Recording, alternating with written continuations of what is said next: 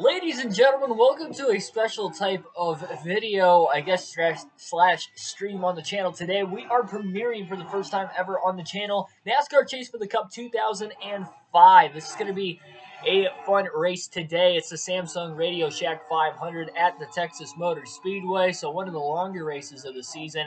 But we are premiering because I'm actually at the Bristol Motor Speedway right now, or at least nearby Bristol Motor Speedway. Not going to have much time to stream over the next few days, so I'm going to upload still daily content, but it's going to be with the NASCAR Chase for the Cup 2005 video games. Take a little bit of a break from the NASCAR Heat 5 career mode, and then we'll get on going from there, I guess. So like, share, and subscribe for more daily NASCAR content. This is the full race, though if there are any, points where I kind of like pull away, there's nothing really going on, I'll just edit that part out. Still expect this to be a couple hours long, but maybe not the full 3 hours like this race is going to be. So we'll see how you guys like it in the chat. I'll be in and out of the chat throughout the course of the race. I won't be in there for the full time, but I will be in there as much as I possibly can, depending on what I'm doing at the time of this actually going up for the premiere. This should be uploaded the Thursday. I mean, you guys will know by then, but it should be uploaded the Thursday of the truck race. If not, then probably the Saturday afternoon before the Cup race. We'll see. So let's get on into this race. No qualifying, no practice, I guess, on the setup. And we'll see what we can do. Runner's Jimmy Johnson for this season. It's been a while since we've ran the Cup Series on NASCAR Chase for the Cup 2005. Green flags in the air as Dale Jr. will lead the field to the green.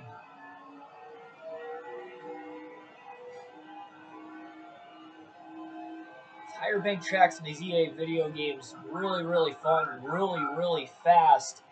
It's going to be dangerous at the back of the pack, that is for sure. So Jimmy Johnson's definitely going to have to be careful trying to make these passes. Very aggressive into turn 3, getting by the 144.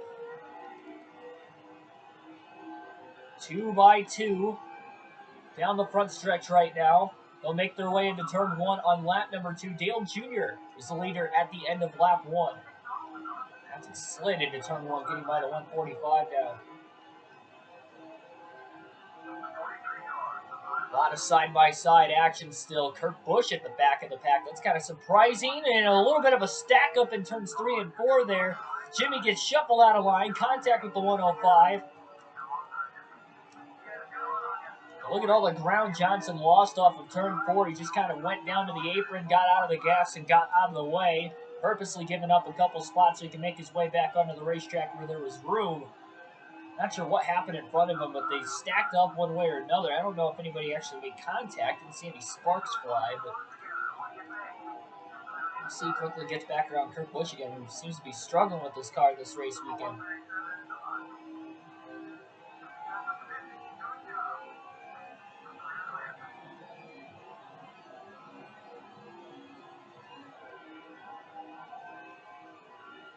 Jeff Gordon now going to take the lead off of turn 2 away from Dale Earnhardt Jr.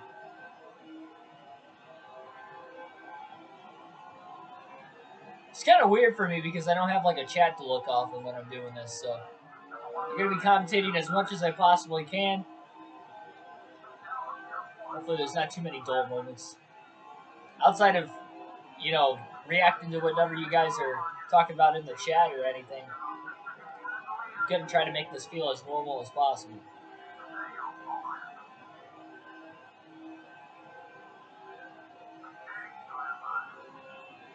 Johnson already getting himself inside the top 30.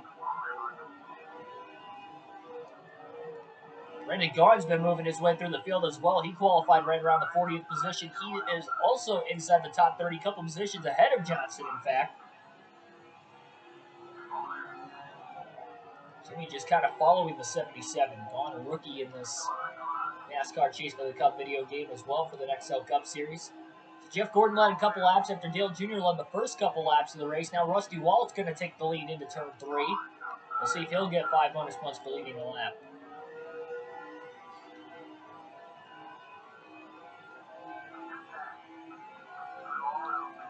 Johnson going to make his way underneath Michael Waltrip. Pass will be made. Jarrett giving Johnson plenty of room. So is Sterling Marlin in turns 1 and 2. And Jimmy Johnson is flying through this field right now.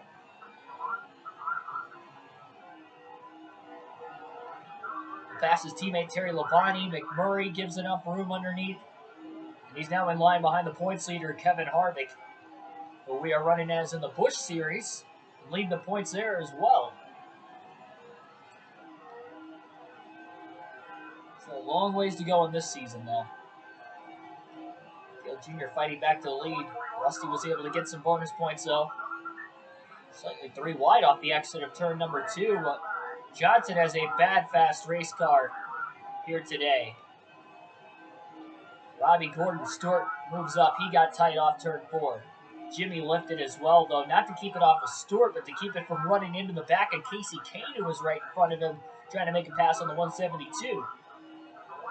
Kane slides up in the center of the corner. It's just amazing how quickly Jimmy Johnson has moved through this pack of cars. And cut all the way to the inside, making a dive bomb. 3 wide move into turn 3, gets sideways. May have made a tiny bit of contact with the 18 of Bobby Labonte. Greg Biffle was on the outside, and Biffle's in the wall on 4. Labonte stacks up as well, and the entire field behind has to check up off of turn 4. We stay green. Greg Biffle just had no room. Labonte was all over him. They clipped each other. They both got into the outside wall. Surprised nobody got completely turned around there or stacked up and piled in from behind. They all checked up in time, it looked like. So again, we do stay green. You can see all the tire smoke off turn 4 this time from the last lap prior. Johnson almost got into the 0-1 of Joe Nemechek that time, but he still made a clean pass.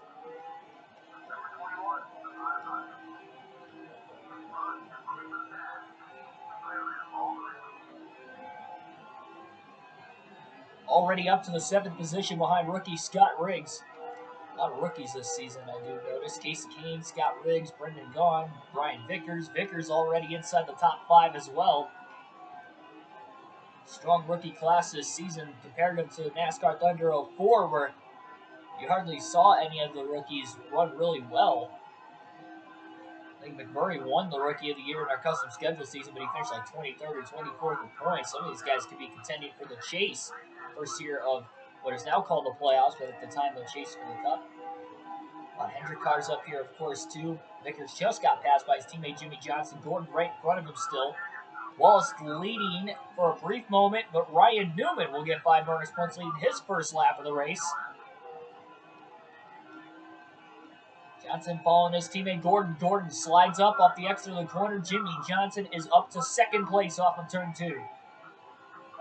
From last, going for 1st into turn 3 underneath Ryan Newman. Gordon took a deep dive into the corner as well. Now going to follow his teammate Johnson. Jimmy Johnson will lead his first lap of the race, clearing Newman off 4. Gordon going to clear him as well for 2nd place. 5 bonus points now for Johnson himself, which he needs because he's still trying to claw back inside the top 10 in the point standings. Really struggling after that rough start in the Daytona 500 earlier this season. Seems like a lot of the same drivers keep running up towards the front in these first 6 completed races, now into race 7.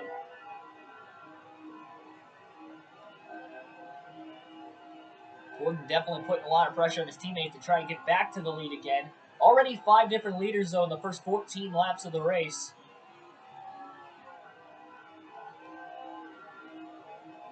But Johnson obviously has a really strong car. The only thing we got to watch for right now is how much has he used his tires up trying to make his way through the field as quickly as he did.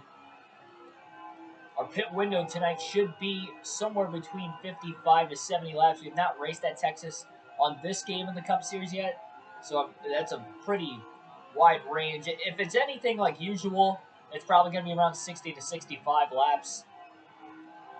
But we're really not going to know until it actually happens because, again, we have not raced here yet in the Cup Series on this game.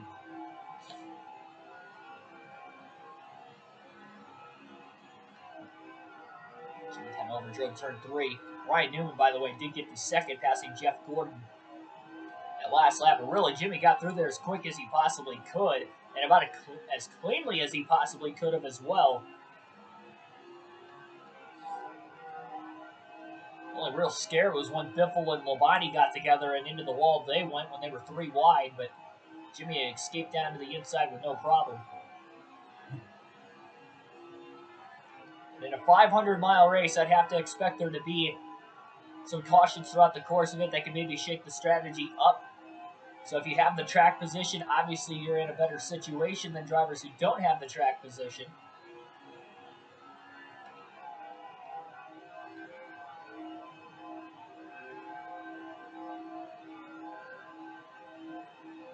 If you were wondering too, that I am actually recording this well before the race. So Bristol Motor Speedway isn't even this week. The Richmond series of races, the Xfinity and the Cup race at Richmond, haven't even happened yet. This is Thursday afternoon, so I guess a week before the truck race at Bristol, where I'll be gone, leaving that morning, or have left that morning, I guess. Keep talking like present, or present tense, or future tense, I should say, rather than, all right, yeah, whatever. You guys know what I'm talking about. I should talk future tense instead of present, just because I'm not in the present of the time of this actually premiering. It's like a week early. But I know for a fact that I won't have time to do a Cup Series race for the Nextel Cup. If we're going to do Cup races, it's going to be NASCAR Heat 5 Career Mode, so we can try to get that done for NASCAR 21 Ignition comes out.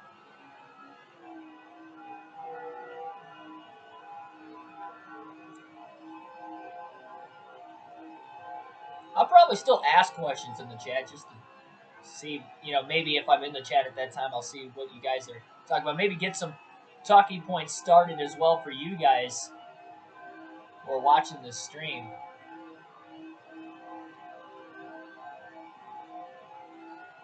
Newman's held on to second for a little while on Jeff Gordon. Nobody's really made a big threat to try and pass Jimmy Johnson yet. The next race of the season is at Martinsville. That is going to be interesting. 500 laps on this NASCAR Chase for the Cup video game. That is going to be pretty difficult to get to the end of, to say the least. We survived 500 laps at Bristol already, but again, the higher bank tracks on the EZA games seem to be a lot easier than the flatter racetracks for whatever reason. It's part of why Johnson's got a rocket ship here tonight at Texas.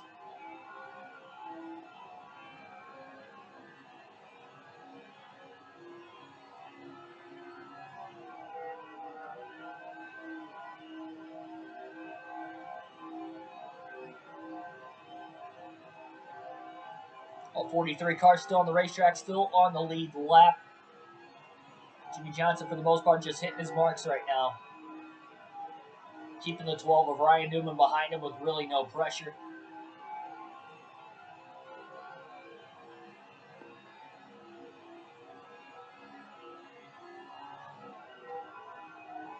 Sideways getting into turn one. Very easy to kind of step over the edge, though, and carry a little bit too much speed, and the tires start to chatter. And the more that happens, the more the tires will wear out. This is not only a fast racetrack because of the banking, but because there's only a few years of wear and tear on this actual surface. Kind of similar to Texas now in that sense, where it was repaved just a few years prior to this current 2004 season on this game. Obviously, the configuration's different. Turns 1 and 2 are a lot different, a lot more banking here than what you would see now. And then also, turns 3 and 4 are actually the same as far as the banking goes. But you're carrying more speed going into the corner because turns 1 and 2 have more banking as well. So overall, it's just a faster track. And you can tell by the lap times too. On top of that, and the package the Gen 4 cars have versus the 550 package we've had over the last couple of years on the intermediate tracks. You can see it's the best lap already, 29.556. I mean, it's difficult to even get into the deep 29-second lap times nowadays at Texas.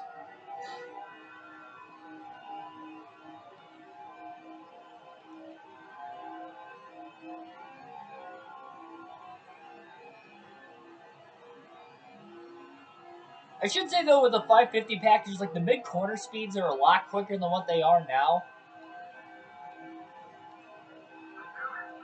And because that's the case,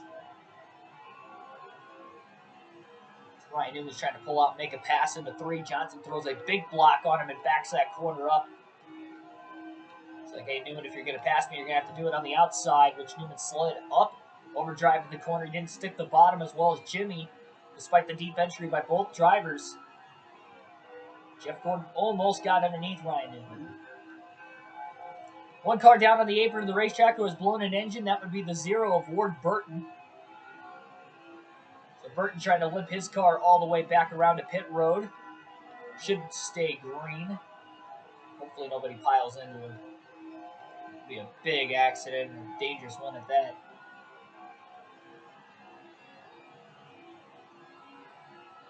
So one of the first streams I ever did with a NASCAR EA Sports video game was at Texas Motor Speedway. It was our 3rd race of our custom schedule season, which we did the custom schedule season first on NASCAR Thunder 2004, so that's why it was our 3rd race. And we had a rivalry with Kenny Wallace where he just tried to door us on like lap 3 of the race, so the field was bunched together because they were double file off the initial start like they always are. So everything was just crammed together. We were in the middle of the pack, and Kenny just tried to take us out off the exit of turn 4 and torpedoed into the air. I think Herbie Sadler flipped as well. By far the worst accident we have seen on a NASCAR video game, even to this day, and it was well over a year ago when it happened. Newman finally got a run getting into turn 3 on Johnson. See if he's going to clear him off the exit of the corner. Jimmy trying to hold the outside. Johnson leads at the start-finish line, really trying to fend off Ryan Newman. Tight into turn 1. Both cars hanging on. Jimmy's really digging on the outside right now. But great car control showed. Gets the run off the exit in turn 2. Now into turn 3. Newman still has the advantage. Looked like a couple cars got into the outside wall the last lap. We do stay green still. And Ryan Newman is clear. Johnson tried to cross him over. Newman going to lead that lap at the line, so it will be a lead change. But Jimmy gets right back underneath him and makes the pass down into turn 1. That was a great battle by Johnson. He held on to the outside for about 2 full laps. Newman led 1 lap, but in the next corner, Jimmy gets right back underneath him and makes the pass for the lead. But now Johnson slides the tires into 3. Newman almost got underneath the 48 again. He was hooked to that white line better than Johnson, but he could not get back underneath him, and Johnson holds on to the lead. All these laps led on this season, very, very important. Look at how deep Newman drove it into 1. Johnson never even slid up the track that time. Part of why he was able to hold Newman pretty tightly on the inside. Johnson trying to side draft. These two are racing aggressively early on, but they are racing clean at that. It has got to be fun for you guys to watch right now. Oh my goodness, they almost made contact into 1 again. That right front's starting to wear out quite a bit on Johnson's race car as well. Pushes up the track off the exit of the corner. Keeps it off the wall. Oh, too soon. It was down the straightaway though when we scraped it. I guess it wasn't bad. Jimmy hanging it out wide, and he's going to have to let Newman go. He got out of the gas. He got a little wiggly off turn 4. Did a great job keeping it off Newman. Newman led a couple laps in there. Johnson trying to hang on to his race car. Now the tires are starting to wear out. About halfway through the run. Yep, there it is. Fuel is at halfway now. Johnson makes the dive into 3, back to the inside of Newman. He'll pass him quickly and cleanly. Haven't had to miss any of the action through the first 35 completed laps at the line now, because it is great action at the Texas Motor Speedway. A great battle for the lead between Ryan Newman, Jimmy Johnson. Jeff Gordon's been very close behind, but it's been pretty much a 3-car race. Can't tell who's back there in 4th. Looks like it might be Dale Jr. Started on the pole. He's led a few laps already, too. Got 5 different leaders, more lead changes than that so far in the race. It's still caution-free.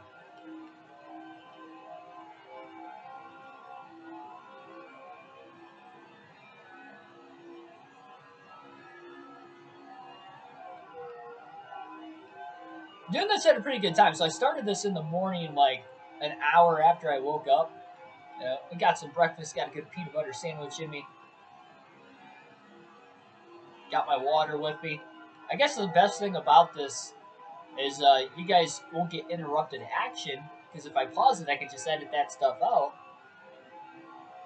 So if I have to refill my water, I'm good. Which, you know, it's summertime, it gets pretty warm, pretty much anywhere. And because my room's upstairs, and you guys that are familiar with the channel know that I talk about the heat in my room in the summertime, especially when it's daylight outside like it is right now. Even though it's in the morning, it's a little bit cooler.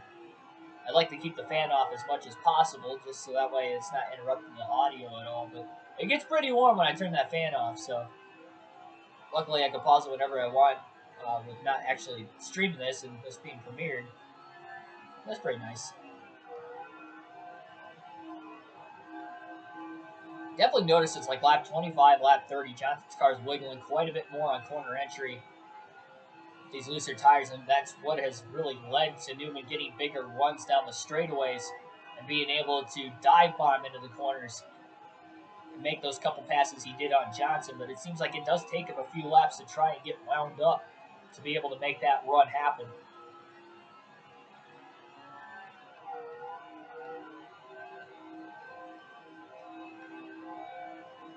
Highly entertaining race so far, though. And see, that's the fun thing with no stages. Like, I'm for stage racing if they didn't have cautions. In fact, I think it would throw even more strategy into the race if they had stage racing but without yellows compared to no stage racing at all. But because of the cautions, it really interrupts the flow of the race as far as the strategy purposes go. So with no stages in a full cup race that's 500 miles, like this one here today, there's going to be some fuel mileage, I'd have to assume, that we're going to have to calculate. And because we have not ran at Texas, and we have not ran even a 500-mile race on a mile and a half in this game, we really don't know the fuel mileage as far as how many pit stops it's going to be to the end of the race. So we have to take this first run as far as we possibly can so we can get a gauge of about how many laps we can run without saving fuel. So this first stop is pretty straightforward as far as the strategy goes. You got to take it as long as you can so you know exactly how far you can make it on fuel. Once we, obviously we have, I believe, one more trip to Texas this season. No, actually, I think the 2004 season they still had one race at Texas. I don't think they had a chase race here at this time. They might have, but I think Darlington still has 2 dates. So I'm actually thinking that once Texas took a second date, that's what took away one of the Darlington dates. Darlington is still in the chase in this game, so it's weird for me saying chase because I've actually grown into saying playoffs consistently. So if I say the chase and you're a newer fan to the sport, you don't know exactly what that is. It's the playoffs now. It's different. It's a lot different, and it kind of changes from year to year to year, which we'll see in this older game playthrough. We had a season-long championship in NASCAR Thunder 04. Now we're in the very first chase format. 10 drivers qualify. How do you qualify for the chase? Top 10 of points. That's all it is. It doesn't matter how many wins you have. Top 10 of points make it to the chase. And once the chase starts, everybody starts off with the same amount of points, too. So that's one thing that I don't like about it compared to, say, now, where you do have your best drivers throughout the course of the season have more points than, say, the 16th driver. Kyle Larson had, 50 more points than Kevin Harvick to start the playoffs this year, and it's 1 point per position. There's different points increments with this, layout per race for points in 2004, but everybody from first through 10th is starting at the same. So, I could have like a 500-point lead going into the chase, and it's gone. It's at 0 with 10 races to go. So it will be a close points battle, which is part of why in 2004 too, what was there, like 4 or 5 drivers that had a chance mathematically to win the championship going into Homestead at the end of the year? And we could see that in this, which we have not seen that with the other series in this game, the modified series. I can't remember if we clinched. Yeah, we did clinch early. We clinched like 2 races early in the modifieds. We clinched 1 race early in the truck series. Bush series, we have one race lead in the points right now. And as of me recording this, we have 8 races left. I'll end up running a couple more actual live streams of that before I even go to Bristol. So that's why I didn't want to record a Bush race. wanted to report a cup race because I know for a fact I'm not going to be able to get to it. So Johnson and Newman have still stayed 1-2, even though they've alternated positions through each other. Johnson in the lead currently at lap 48. So 48 car leading at lap 48. And then you got Ryan Newman in second still. Jeff Gordon still in third, but the fourth place car, Dale Jr., has closed in. He's behind Gordon. Johnson really loose into 3. All 4 tires in the yellow right now as far as the tire wear goes. And that's the problem with being the leader, too, is you don't know what kind of pit strategy absolutely everybody's going to go on. You have to make your decision not knowing what everybody else is going to do. And that's the fun thing with this game compared to now's NASCAR games, is you can actually see before you pit, which is not the case because in real life, if you're the leader, you have no clue if anybody's pitting behind you. You know, you have zero clue. But, you know, in this game, it keeps it realistic with that because it's like if you are the leader, yeah, you have to pretty much play your own strategy. You can't really play it off anybody else. And that's what kind of makes leading the race a disadvantage, especially in these games. So Jeff Gordon made his way to second, and he's about to lose second place to Newman once again because Gordon just slapped the wall off turn 2 after clearing Newman. He's carried a little bit too much speed through the corner that he could not hang on to. Newman is clear and back to the second place as he tries to pull closer to Johnson down the front stretch again. Already 50 laps complete in this race here today.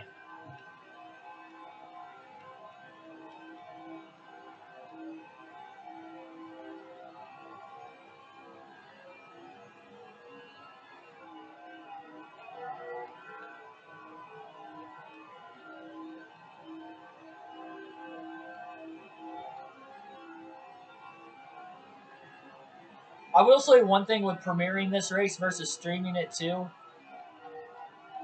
for the unfortunate side of things, is that I have to go back through and like edit the dull points out. So far I know lap 50, and I have to keep like mental notes too. Or, you know, I guess I can pause the game. I don't have to take mental notes. I want to get this done as quick as possible, but I have to pause it to write the note down and like lap 52 cut or something like that. Then I'll know. But I do have to edit it.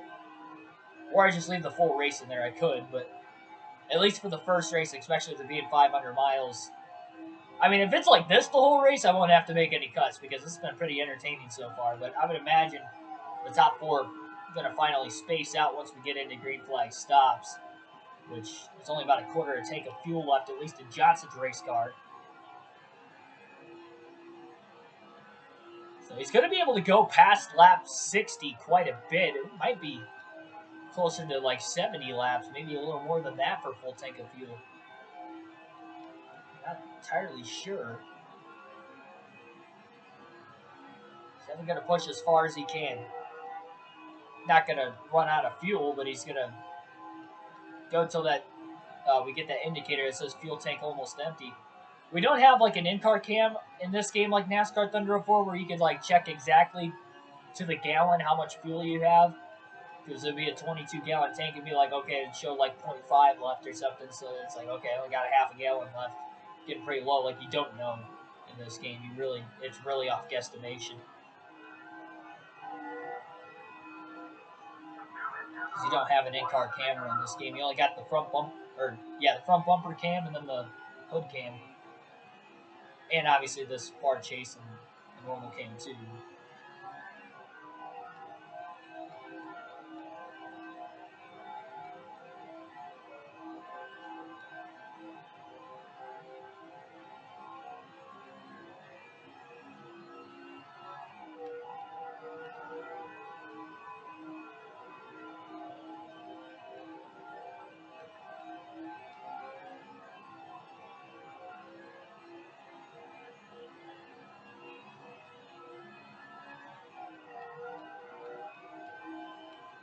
It is crazy how far the top 4 have pulled away, but yet they still have not had to deal with lap traffic in this opening run of the race, which is definitely been good for Johnson, although he started last, so we know how that car handles in traffic on fresh tires at least, and it handles pretty well because it is pretty fast.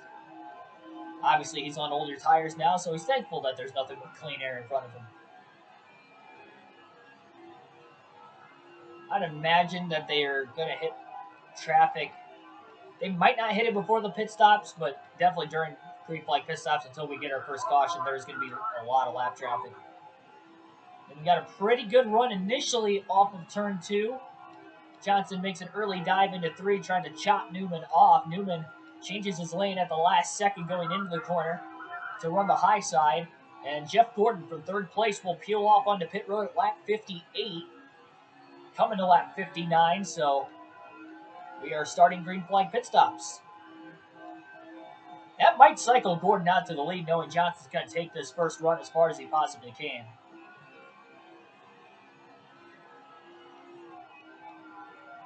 Be dangerous if we get a caution, though. That's going to trap these guys a lap down.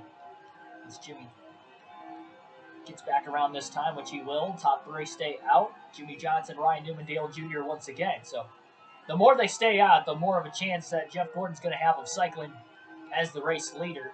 He has already led laps today. And the longer that the race leader, Jimmy Johnson, stays out, it's going to give less and less of a chance for other drivers outside the top 3 who have not led laps in this race yet to try and get 5 bonus points. Ryan Newman from 2nd will take the dive onto pit road. Johnson got a little squirrely off turn 4 there. I believe Dale Jr. still on the racetrack. Ooh, Johnson way too wide getting into turn 1. 1/8 of a tank left of gas now for Johnson. So he wastes about an 1/8 of a tank on a 9-lap stretch because I believe he hit low fuel at lap 52. So he might be able to take it to lap 70.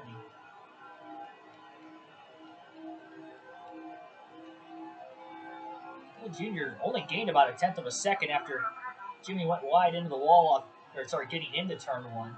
Probably because that was the point where he was going to have to get out of the gas anyway, but still kind of surprised he didn't gain any more time. Jr. staying out a little bit longer.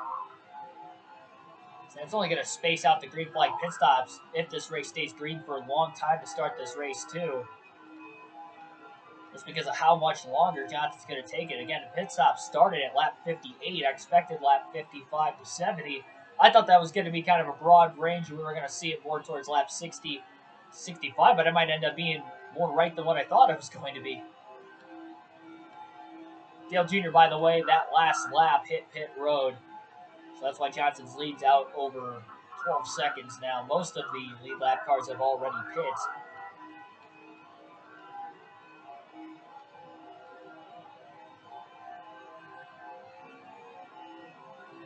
So really, with the top 3 pitting, I could easily see Jimmy Johnson falling all the way back to 4th place before he hits the pits. Or by the time he cycles off the pit road, I should say.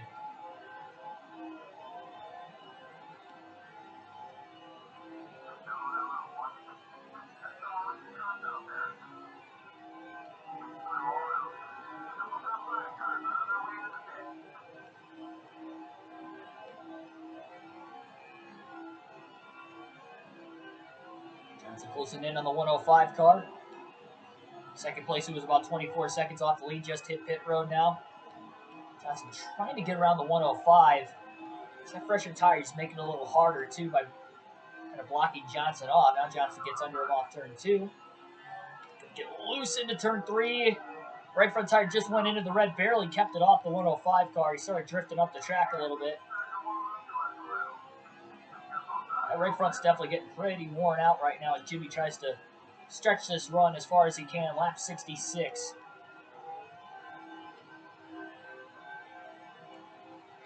I don't like how it doesn't blink fuel tank almost empty on the Cup Series like it does in the Busch and the trucks.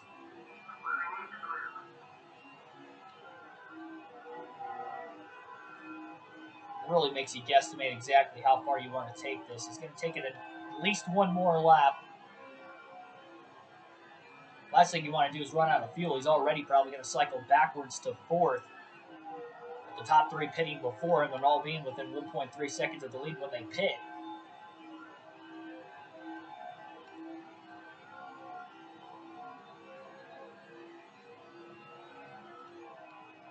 Have to make sure he does not lock up the tires too much when he makes the dive onto pit road as well. That right front being in the red. Johnson stays out another lap. Lap 68 at the start-finish line now.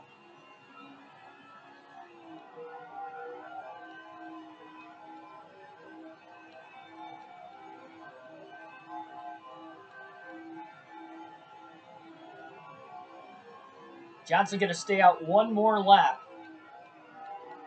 Dive into turn 3. Honestly, a little nervous because I didn't practice, so I really hope I can make my dive onto pit road on these old tires especially. Lap 69, Jimmy Johnson will make his first pit stop of the race. This time by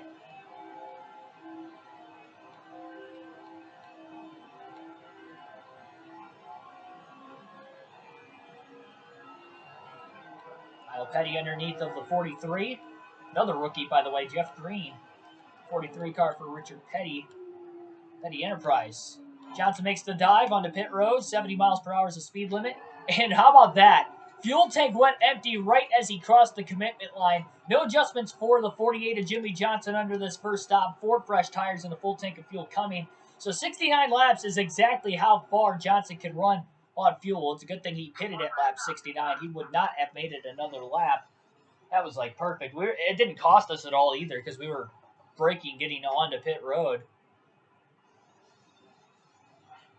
Yeah, a clean race car early on.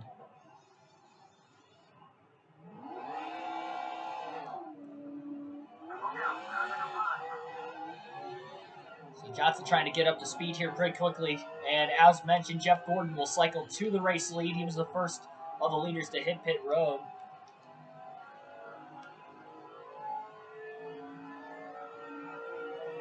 Johnson trying to get up to speed down the back straightaway. He'll pull up into turn 3.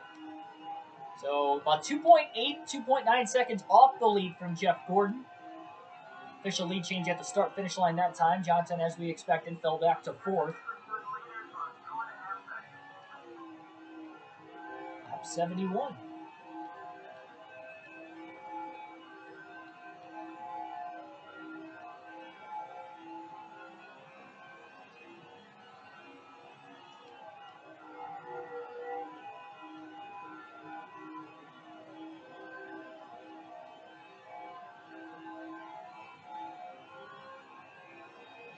Jimmy's closing in pretty quick. You got to figure he does have 11 lap fresher tires than Jeff Gordon. It was Gordon being the leader, probably why Johnson's running super quick lap times compared to the 24. It's going to take 11 to, maybe even twice as many laps, to 22 laps before Gordon's tires will start to even out with the 48 of Johnson. So as long as Gordon leads, Jimmy's going to continue to close. And even Ryan Newman only pit like 2 or 3 laps after Gordon, so Johnson's got about 8 or 9 lap fresher tires in him too. Though maybe that is obviously a lot less when you're on a somewhat fresher racetrack surface-wise here in Texas.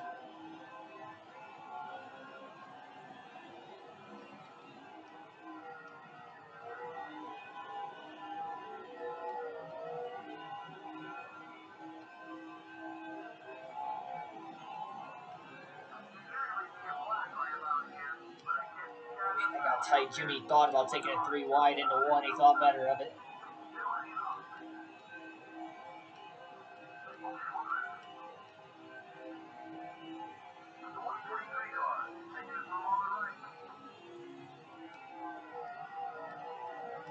Junior going to pull down right in front of Jimmy Johnson. Lap car in front of Dale. Oh, 3 wide. Made their way through. Johnson passes Junior into turn 1 for 3rd.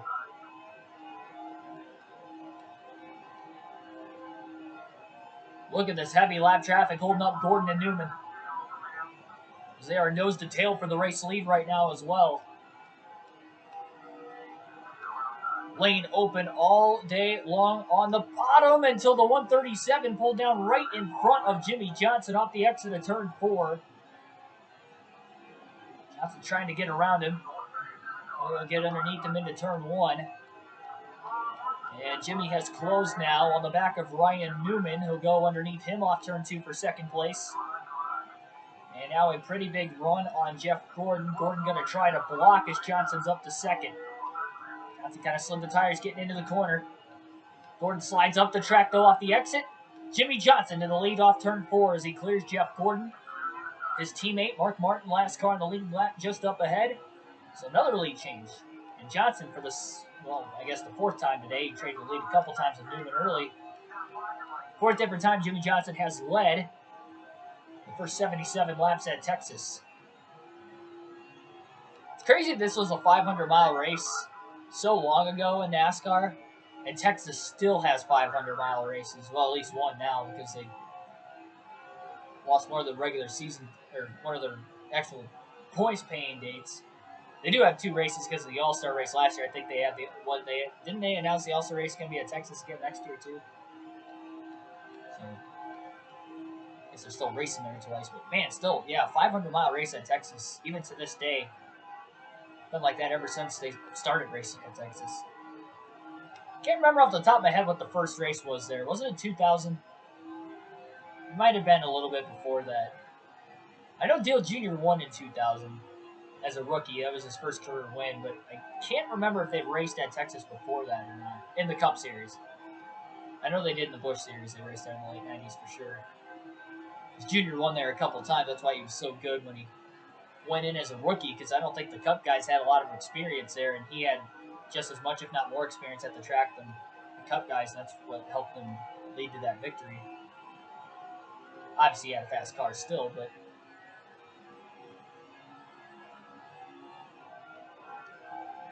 the knowledge obviously helps along with it.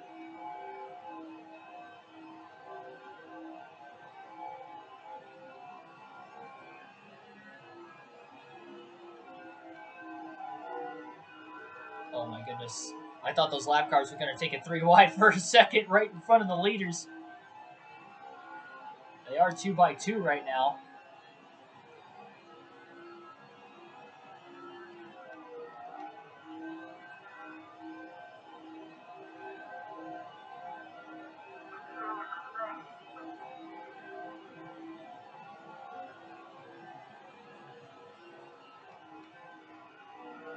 Five going to make the dive.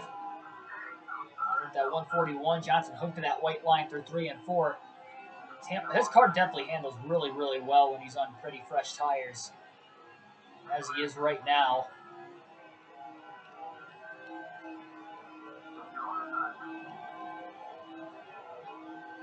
So trying to get underneath off turn 2, very low exit.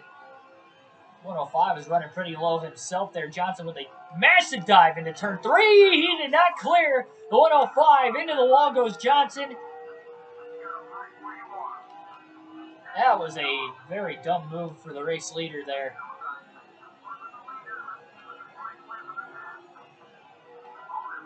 That was not wise.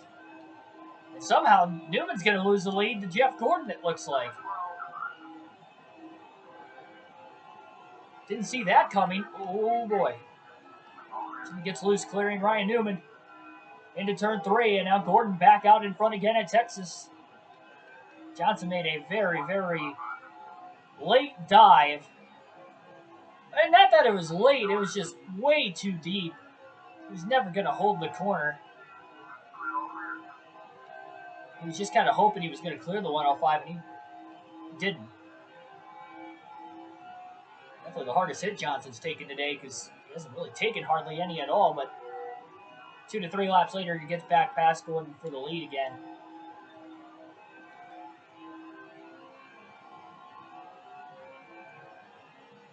And a lot of clean air in front of him. No more lap traffic for the meantime. He should be all right. I think a little bit of contact is going to wear the tires out a little bit more as well. We saw the last couple laps there right before Johnson hit pit road at lap 69. That right front tire was in the red. So you have to assume it's probably going to be like that at the very end of a run all night long. So if we do the math real quickly here, Johnson led at lap 69. Or sorry, pitted at lap 69 from the lead. So if he takes it 69 laps into every run throughout the course of the race, his second pit stop shouldn't have to be until about lap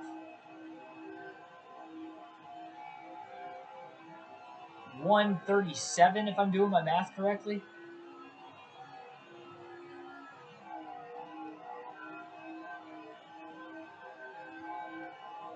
So lap 137, lap 206 would be the third stop. Lap 275 would be the fourth stop.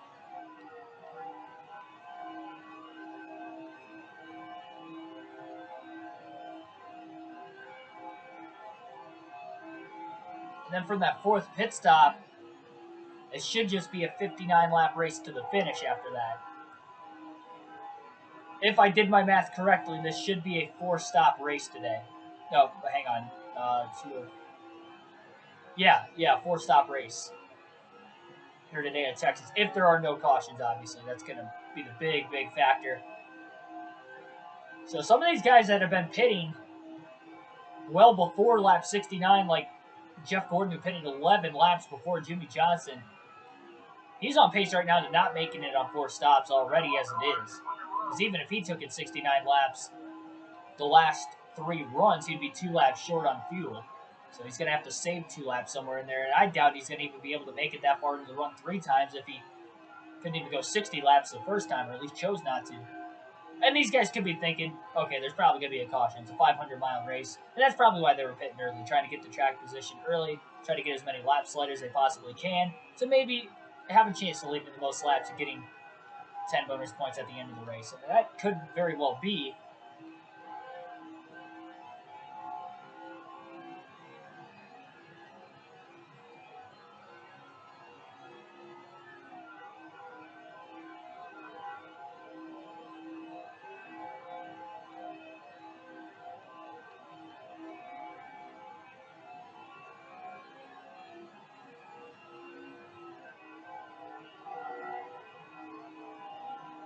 We're going to alternate through the different camera angles for the first time in this race today. When we get to the start-finish line this time, we'll do that for a little while.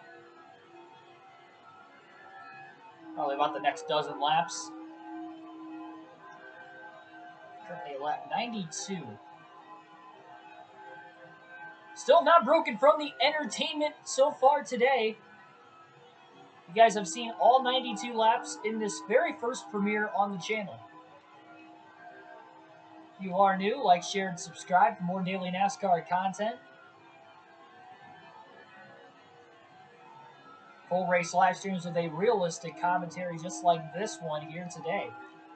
Jimmy entered the corner way too high, and Ryan Newman's going to get underneath him off the exit of turn 2. Johnson kisses the wall, and Newman's going to get to the lead pretty easily there. Jimmy kind of overdrives turn 3 now as well. Gordon to second. So now Ryan Newman back in the lead again.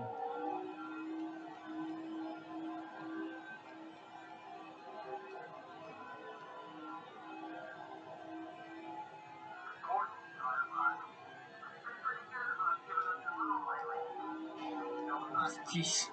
Contact now with Robbie Gordon. Newman slides up off the exit of turn 4. Jimmy Johnson following right behind Jeff Gordon. Gordon going to get to the lead. Into turns 1 and 2. Johnson to second, so Hendrick Motorsports going to run 1-2, and Ryan Newman kisses the wall off turn 2 like Johnson did a couple laps ago. Gordon shut the door right in the center of the corner there. Didn't want to get picked behind the lap car of Sterling Marlin at all. What a camera angle this is in this intense battle for the lead right now. Amidst the lap traffic, you can really tell just how close Jimmy Johnson has been behind Jeff Gordon.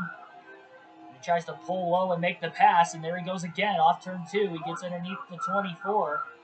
They'll be side by side into turn 3. Johnson with a deep dive into the corner. And that is going to pick Gordon behind the lap car there, the 172. Johnson will clear with ease. Both the lap car and Jeff Gordon that time.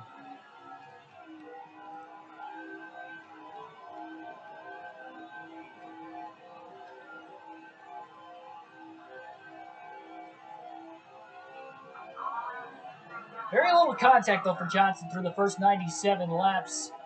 That's why there's really hardly any damage on the car. Any at all. Needs to keep that way. It's a 500-mile race. It's a long one. These EA Sports video games, especially, we're used to the truck and the Busch Series races that are much shorter. Definitely want to survive. He's still doing a pretty great job so far.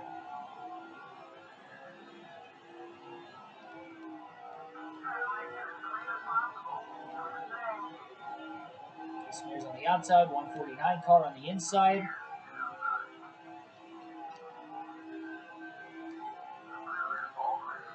Normal cam.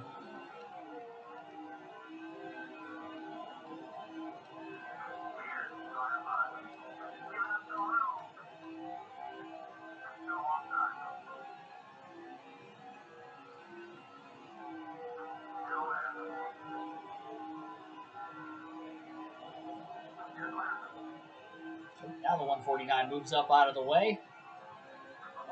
Make it a little easier for Johnson to get underneath him now.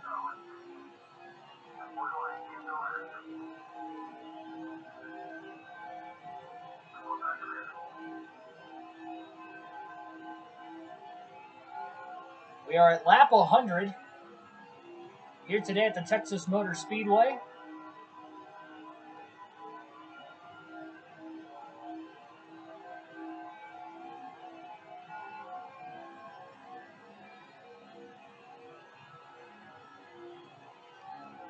Now we have 100 laps complete.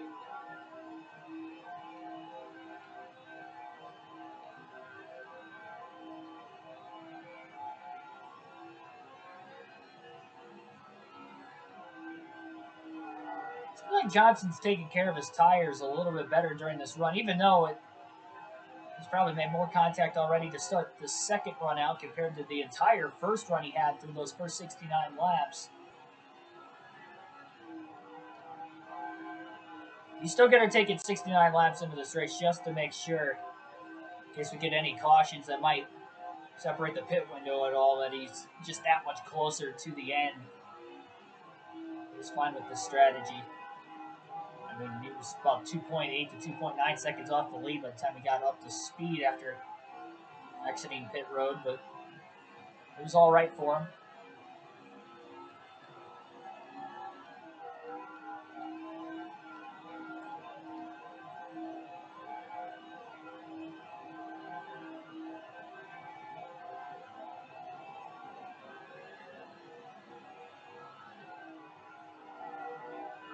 Johnson way up the racetrack. Now the right front's in the yellow. That's probably why he went up the track a little bit. Jeff Gordon clear off turn 4. Gordon back to the lead. Johnson to the outside, though, trying to battle back. Contact with Gordon into turn 1. Both cars go up the track. Somehow they both kept it off the outside wall. And with that contact, Ryan Newman all of a sudden is right there again.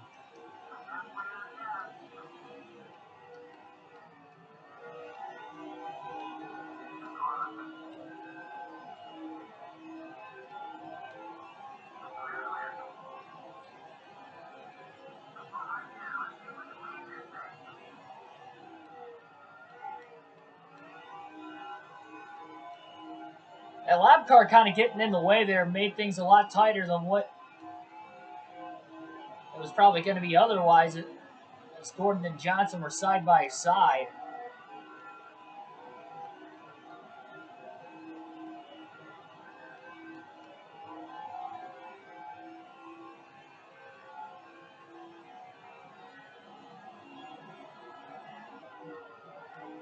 Tires are definitely eating out between the 24 and the 48 as of right now as well. These guys are pulling away from Ryan Newman.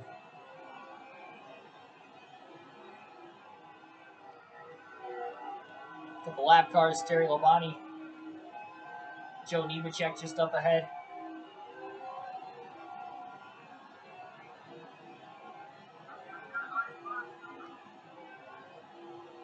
Gonna get underneath Labonte and Joe Nemechek. Johnson just follows Gordon right on through there. We're going to draft with Jeff Gordon now down the backstretch into turn 3. The Hendrick teammates just kind of pulling away right now.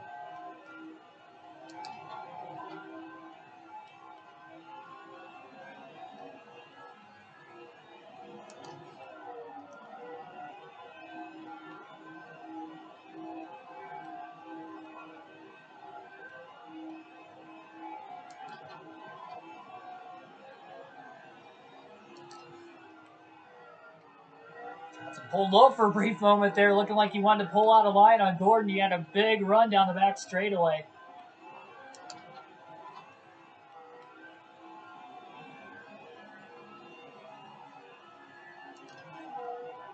Johnson carried a little too much speed into turn 1 there.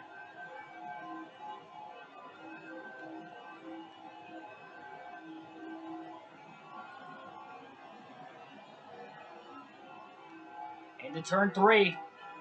Oh, Gordon with a very late block that time, and a little bit of contact was made.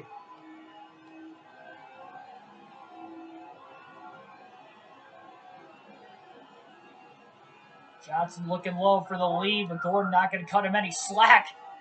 My goodness.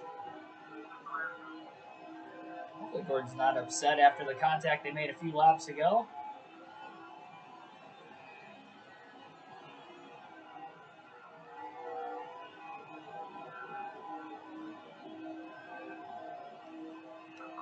And there it is, Johnson to the inside of Jeff Gordon for the lead.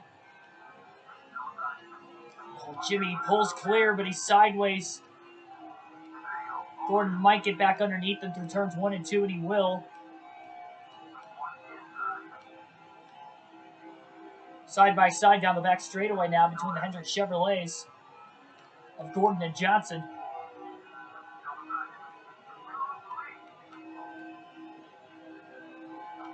Gordon not clear off turn 4. It's like somebody else had just blown an engine on the inside of the racetrack. And Jeff Gordon back out in front again here in Texas. They might have made some adjustments to that 24 car because he did not look quite this fast earlier in the race. Scott Riggs and Greg Biffle just up ahead side by side. Johnson underneath Gordon. In the middle of the corner, contact made again.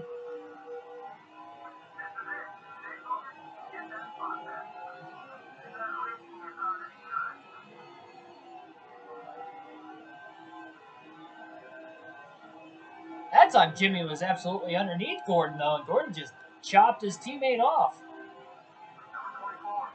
Johnson going to try to side draft Gordon down the back straightaway. Into turn 3. Greg Biffle, Scott Riggs right in front of the leaders. The problem is they're on the high side. Right where Jimmy Johnson is.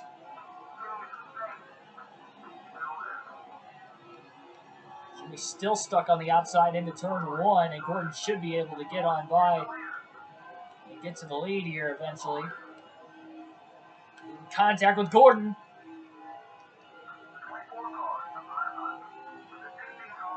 Stalling out the 48 of Johnson's run. Johnson gets a little loose getting into turn 1 now. Gordon hangs on right in front of him again.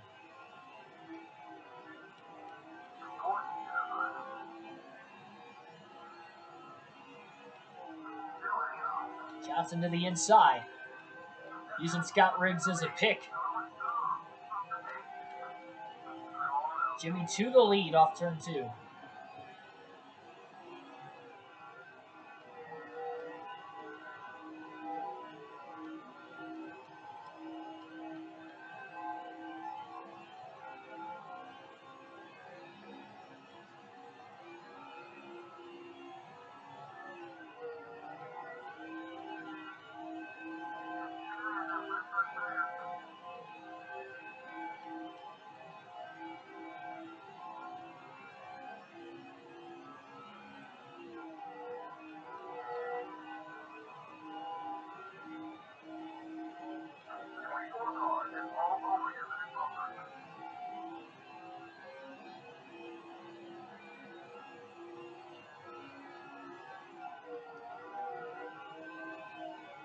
Gotta remember, though, Jeff Gordon may be pitting here fairly soon, especially if he only goes 58 laps into a run again before pitting, like he did the last time.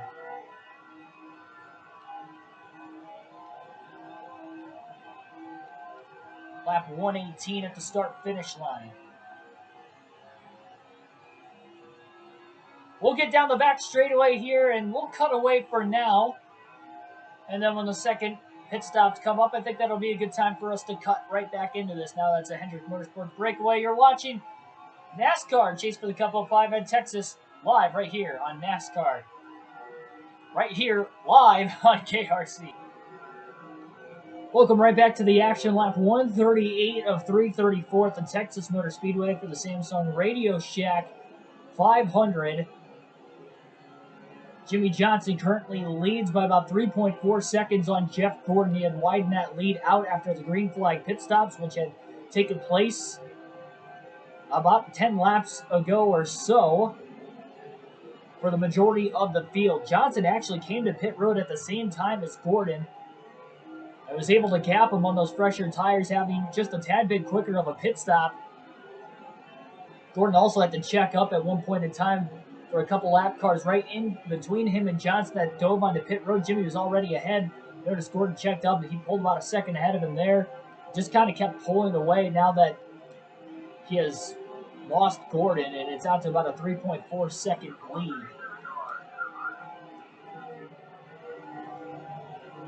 So first of a few breakaways that we'll probably end up having now that the field is broken apart just a bit more. You have to say some of these lap cars have definitely been racing Johnson a little aggressively, almost making contact with the 143 that time into turn one. They're both trying to side draft each other. Still caution free into this one. We are just shy of the halfway mark, with just less than 200 laps to go currently.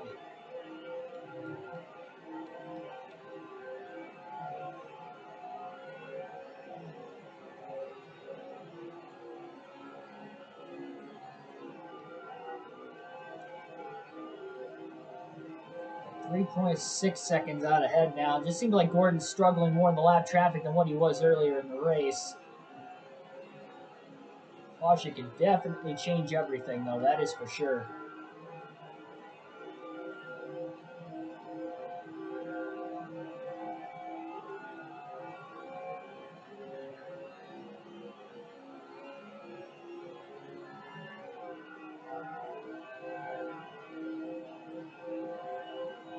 Fastest lap of the race so far is a 29.547 for Jimmy Johnson. That was during the second fuel run of the race. Currently on the third right now. And we'll see what this lap will be. The last lap at the line was a 29.646. This lap will be a 29.667. So pretty even for the most part. Only 0.03 of a second slower than the lap prior.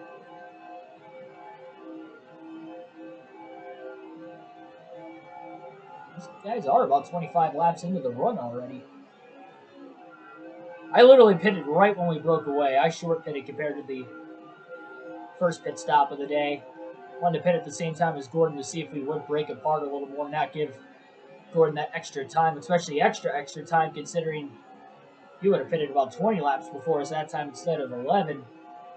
And he was probably going to pull ahead a lot more than the 2.9 seconds he was. So with doing that, actually, we ended up coming out ahead of him, and we've pulled away since. It's been anywhere between 3.3 to 3.6 seconds, honestly, the entire time. And it's just give or take because of the lap traffic and where Johnson and Gordon have caught the lap traffic. That's assuming Gordon is still in second after the cycle of the stops. Remember, Ryan Newman and Dale Jr. through the first run of the race were all within 1.3 seconds of the lead when the pit stop started, between laps 58 and 69 the first time around.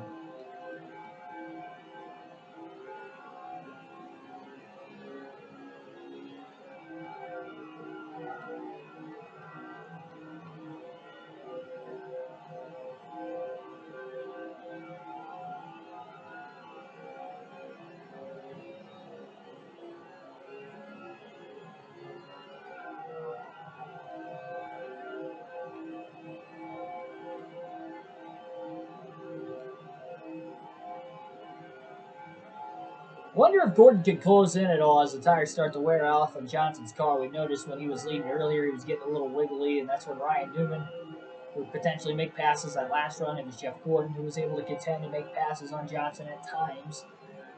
First half of the run, Jimmy was pretty unbeatable, really. Part of why he flew through the field when he did, only taking 14 laps to go from last to first at the start of the race. On a mile and a half, that is very impressive.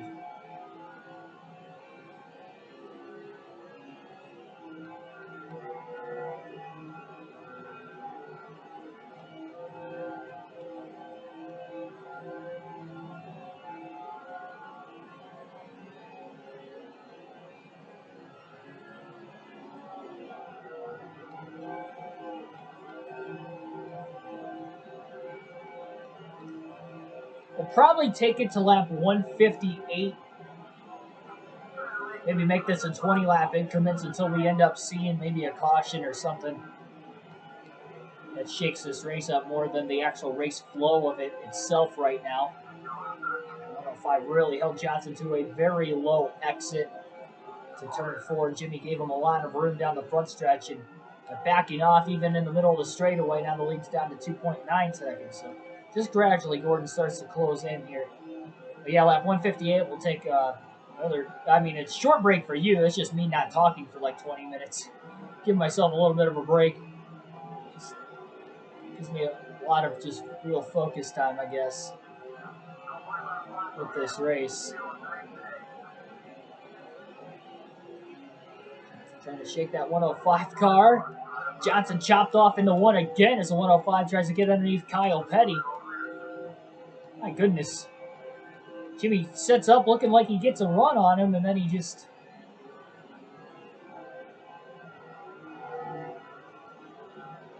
for whatever reason, couldn't get underneath him.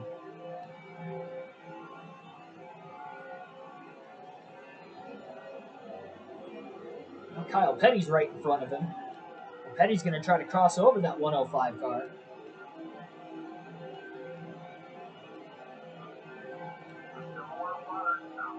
Clears him off the exit of the corner. Johnson's already underneath the 105 into turn 3. Look at him trying to side draft, and he thought about going 3 wide up the middle.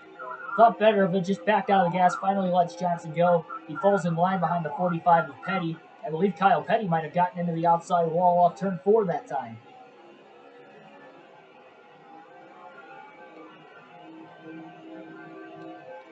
If not, he was very close. We're about halfway on fuel through this run now. At 153.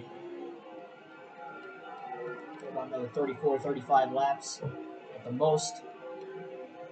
The thing is, with short pitting like he did, it might turn into more of a 5-stop race than a 4-stop race. But if everybody has to end up making 5 stops, then it all works itself out. The only driver who was able to take it a lot longer than everybody else that time around, Dale Jr. took it only a few laps longer than Johnson, like maybe 3 or 4 laps longer. Matt Kenseth actually took it about 10 to 11 laps longer than what Jimmy Johnson did, led for, again, pretty close to about a dozen laps, really, before he made his stop. He is maybe one of the few drivers that has a good chance of making this on 4 stops still. So we'll have to definitely keep an eye on Kenseth throughout this race as well. He is on the lead lap currently. I believe, at least. And even if he's not, if he makes one last pit stop, he might end up winning the race anyway. We'll look this time off turn 4, back to the start-finish line again. Jimmy Johnson's lead is there. It's down to about 2.4 to 2.5 seconds into turn 1 now. It was as much as 3.6. So now that we're into the second half of this current tire stint, you see that last lap, 29.7. A lot of times they're slowing up for Jimmy, and maybe they're not slowing up, they're just staying the same for Gordon. That's why he's closing in. Some of it could have been that lap traffic. I think most of it was probably that lap traffic. Kyle Petty in that 105 car as well.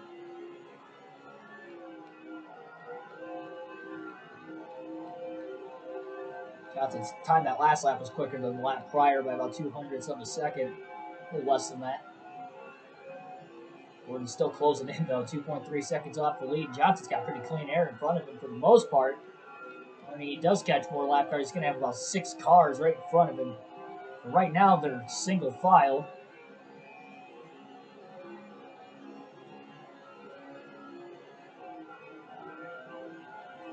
This is allowing Johnson to lead a lot more laps, though, too.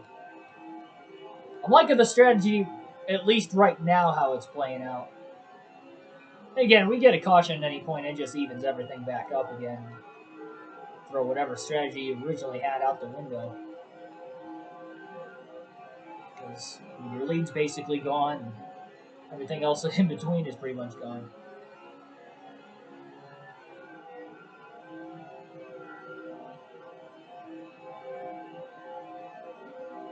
Alright, I guess it's lap 159. So we took it a little bit longer than what I was originally expecting. We'll go to 160. Why not? Make it an even number.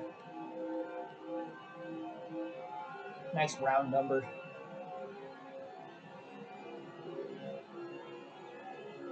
So Johnson has about a 2.3 second lead on Jeff Gordon. And we'll cut for about the next 19-20 laps again. We're watching NASCAR at Texas on NASCAR Chase for the Cup 2005 live on KRC. Welcome back, lap 180 of 334 at the Texas Motor Speedway for the Samsung Radio Shack 500. In the middle of green flag pit stops right now, most of the field has pit. Race leader Jimmie Johnson has not.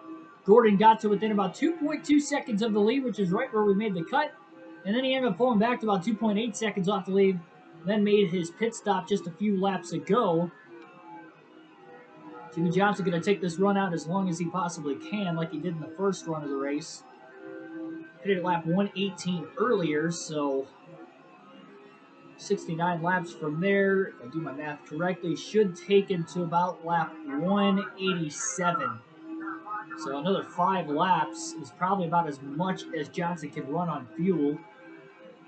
And he'll have to pit for his 3rd time in the race today.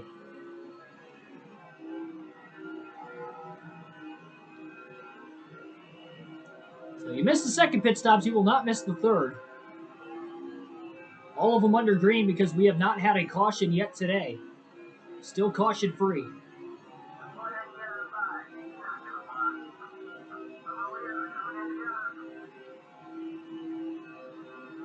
There it is, fuel tank almost empty.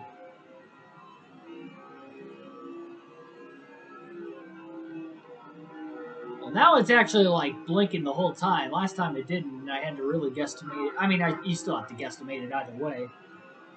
Certainly Marlin just came off of pit road, so he's got fresher tires right in front of the 48 of Johnson. It's giving Jimmy quite a bit of room, though. He slides into turn 1. Now that right front tire's down into the red. That's only the 2nd time that's happened today. It didn't happen last time because he pitted a little earlier before the end of the run. The lap car coming out of the pits in the 145. It's going to put Johnson in the middle. 3 wide contact with the 145 who was coming off the pit lane.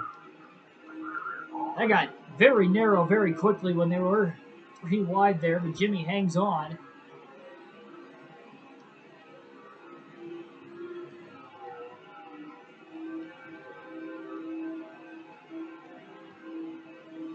Lost him a little bit of his lead. I believe Matt Kenseth's probably still out on the racetrack within 5 seconds. He was the last car to pit last time. The fuel tank almost empty sign disappeared when I made contact with the 145.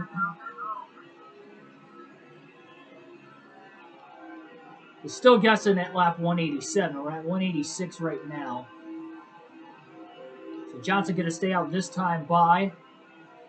I don't know how Marlin, by the way, got through that without any contact. It was good on him, I guess.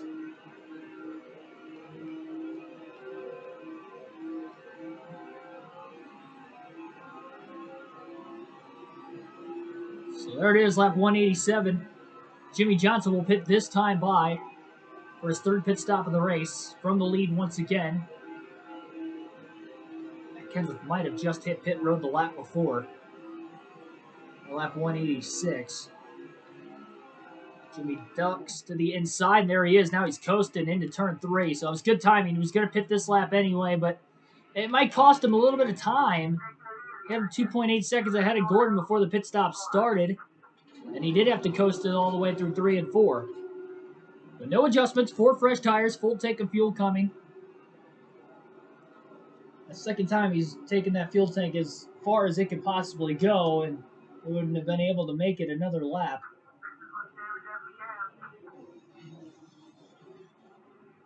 And I've been recording for an hour, over an hour and a half already. It's tough to do when there's no none of you guys down in the chat I can look at. Oh my goodness. All right. Johnson coming out of the pit lane. Gordon pitted a little bit before, and here he comes. Jeff Gordon to the lead.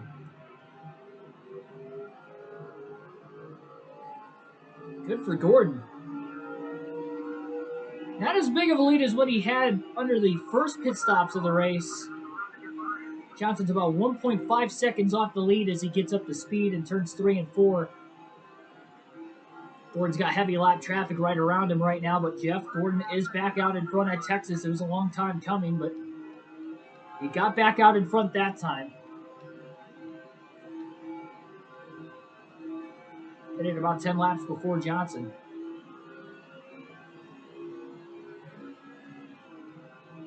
Crazy though, because again, he was 2.8 seconds off the lead when he did dive onto pit road, so it was an even bigger gain, really, through the pits. Maybe had a faster stop than Johnson that time as well, compared to the very first stop of the race.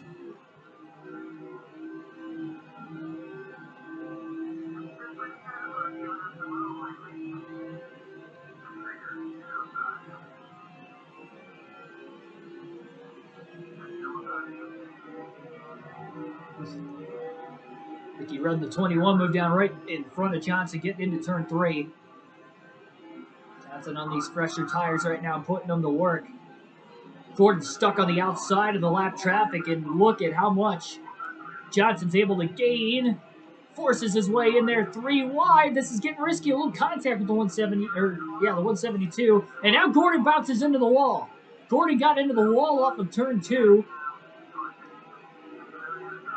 Gonna have to cross Rudd over into 1, and that easily gives Jimmy Johnson the lead with really no fight.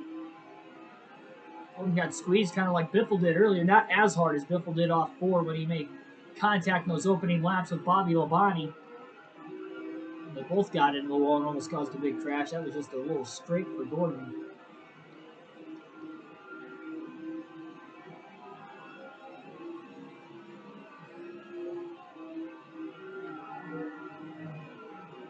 Been a calm race. We are still caution free, so you guys have not really missed anything.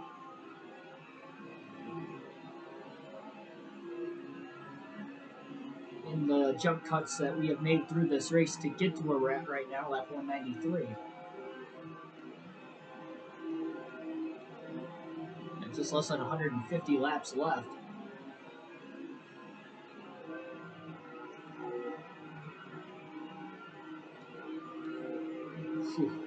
That's almost gotten into the left rear. That lap car is really crowding him quite a bit right now off 4. That's the 132 car.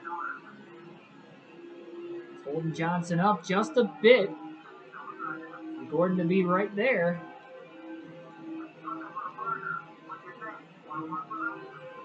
Johnson clears the 132 off of turn 2 that time.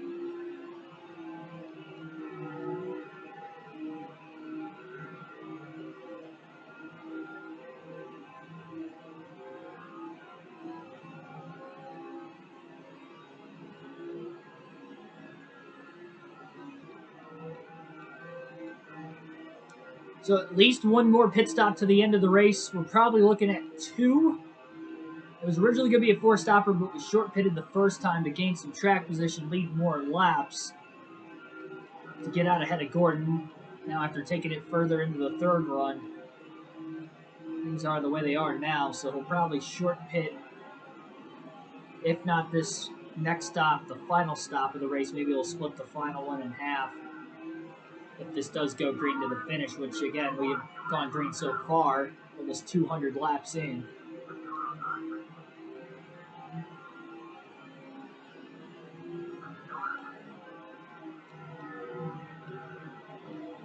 Bobby Labonte. Losing a lap, Dale Jarrett. Slides up high off of turn 4. Johnson underneath him.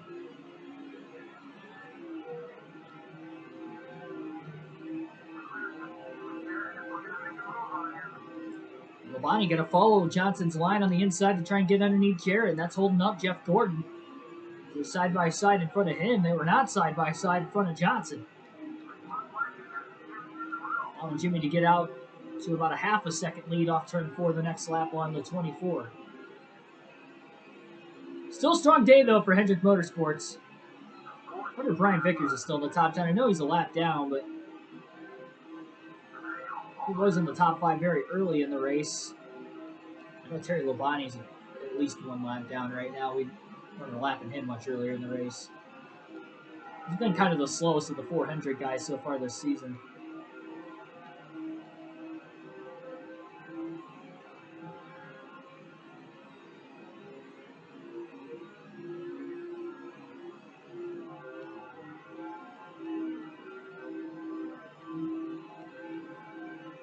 I just kind of can't wait to see how this premiere actually works out. I'm excited to upload this. That's what's making the excitement for me during this race, just to actually be in the chat with you guys for once. I know I react to the chat as much as I possibly can in these races, even with doing the live commentary. But I do miss stuff from time to time, and I will miss stuff from time to time, even with the premiere, just because I'm not going to be in the chat the entire race. I just don't have that kind of time on my hands when I'm on the road. I should already be at my cabin by the time this does upload. I'll probably get there about like 2 o'clock in the afternoon. And I'll probably end up setting this premiere for 5 o'clock on the Thursday of the truck race. But how about this?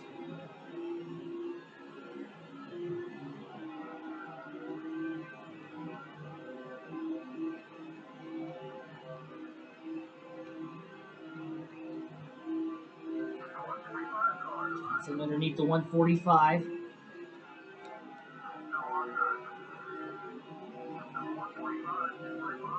Caused him a little bit of troubles when he came out of the pits earlier in the race, but about 20 laps ago or so now. There it is. Jimmy Johnson's already clinched the most laps led. Just over 200 laps complete out of 334 at the Texas Motor Speedway in the Samsung Radio Shack 500.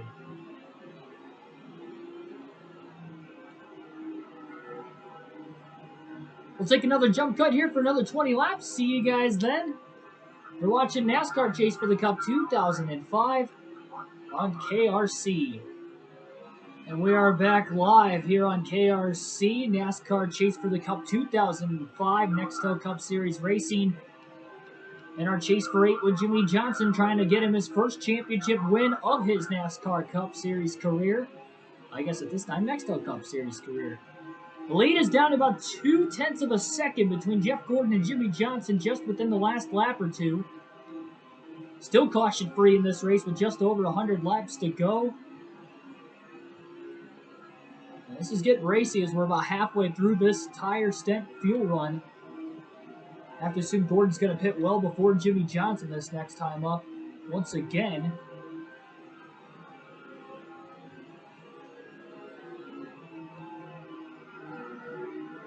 Man, oh man, this has definitely been picking up here over the last couple laps as Gordon has just kind of gotten through the lap traffic a little bit better than Johnson. It's really been the big difference maker. In turn 1, enough room underneath the 144 car for Johnson to make a pass and another driver a lap down. Because right when we broke away, it was about a 0.6 of a second lead for Johnson over Gordon. And those Ganassi cars right around us of Jamie McMurray and Casey Mears.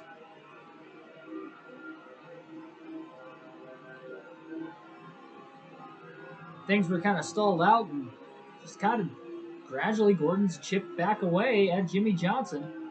Some of it might be the second half of this run, which is what he was kind of doing when he was about 3.6 seconds off the lead earlier after the second pit stops and kind of cut it down at 1.2, 2.2 seconds. So kind of what we're seeing out of Gordon with this speed. It seems like he's a little bit better on the longer run for an actual tire stint. then once we get through pit stops, Johnson kind of opens it back up just a little bit. But it has been all Jimmie Johnson and Jeff Gordon pretty much since the end of those first pit stops when Gordon was able to get to the lead after the first pit stops of the race. It has been all these two. A little bit different strategies. Again, we know there's at least one more stop left in this race. Probably two.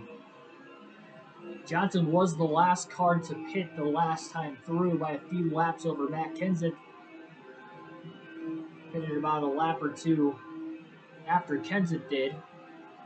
Those two are pretty similar on fuel, but for the most part, everybody else on the lead lap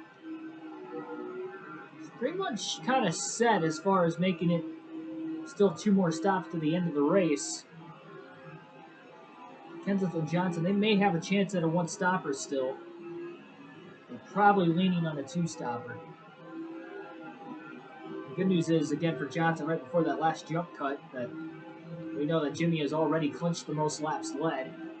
So that's good for him.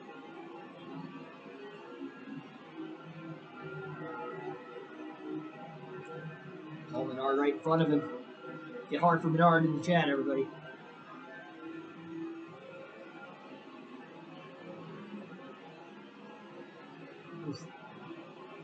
Menard's kind of blocking off Jimmie Johnson a little bit.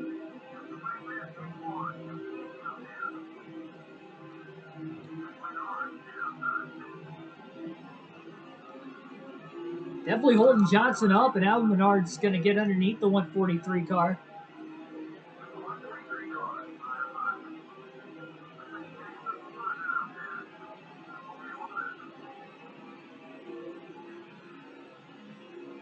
Jeff's really going to have to get hard for Menard right now. I mean, he is holding up Johnson quite a bit. And that might be enough for Jeff Gordon to use Menard as a pick to get to the lead off turn 2. Johnson with a mistake into 3. And Gordon is going to get to the lead.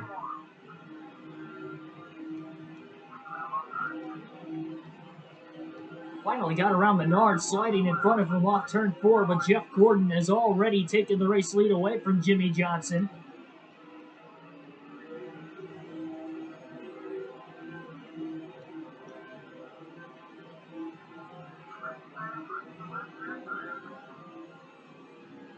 Johnson going to try to cross Gordon over. Drives it deep into turn 3. And he's trying to use Sterling Marlin and that 137 car as a pick now. So Gordon got stuck on the outside like Johnson did behind Menard a couple laps prior. And Jimmie Johnson's back in the lead once again at Texas. Contact between the lap cars further back behind the two leaders. These guys are battling once again as we have 101 laps to go this time by. Back to the start-finish line.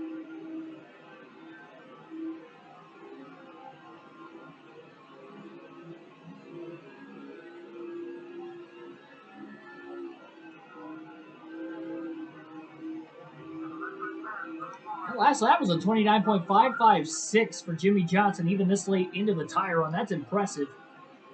One of his faster laps of the race right there. Only about 0.02 of a second or so off from his fastest lap of the entire race. Gordon's still all over Johnson's back bumper right now. 43 car Jeff Green will be the next lap car up ahead.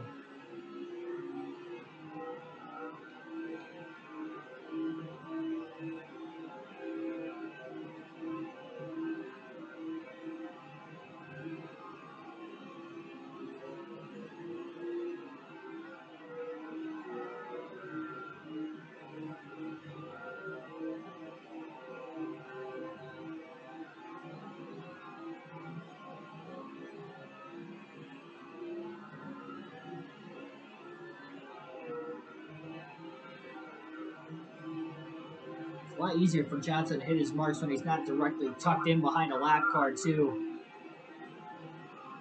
Even when Ryan Newman made a couple passes on Johnson earlier, he kind of needed a little bit of help. Also, it's going to be tough to beat the 48, but we have shown here tonight at certain circumstances that he can be vulnerable. And you can make him pass around him. It is not impossible. We'll think quite a bit on Jeff Green on the front stretch. We'll look to the inside of Green now. Returns 3 and 4. Less than 100 laps left at the Texas Motor Speedway. Tonight, we're almost 400 miles completed the 500-mile race.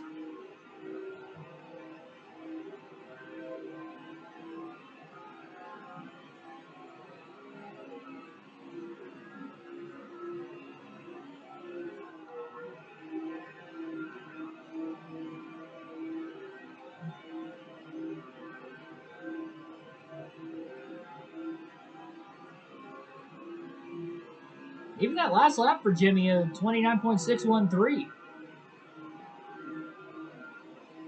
Somebody might have gotten into the wall on the front stretch.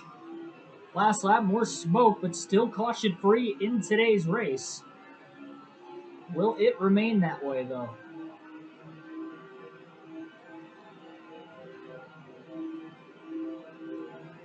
Somebody just making their way out of the pits up ahead. Looks like somebody else is currently on pit road, so yeah, quarter tank of fuel left for Jimmy Johnson. I give it a couple laps or less even than that before Jeff Gordon's going to make his way to pit road for his second to last pit stop of the race.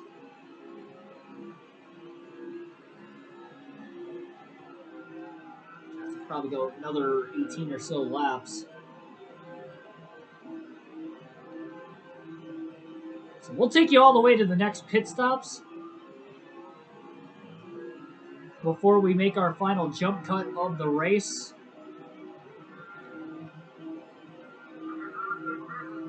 And here comes Gordon from second place into the pits. About a half a second off the lead from Johnson, so he should cycle to the front.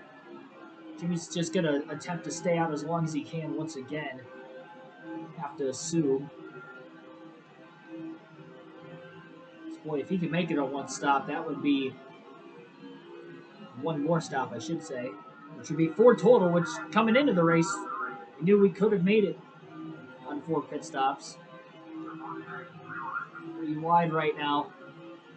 On the front stretch, the 105 in the middle, Kyle Petty on the outside. We've seen this already before earlier in the race. Look at Johnson. Cool as a cucumber, making his way by both of those drivers. Scott Wimmer, Greg Biffle coming out of the pits. Johnson easily cycles ahead of those guys. I know Elliott Sadler already came off the pit road up ahead. I don't know if Terry Labonte pit. Now the 105 behind Jimmy Johnson just made his way to pit road.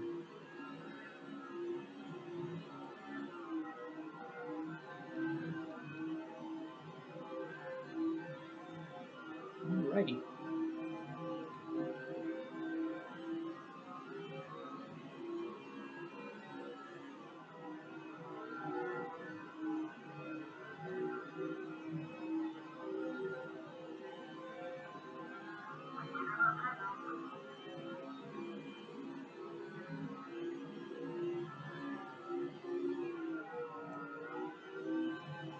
Yeah, there's going to be at least more than 70 to go before Johnson pits next.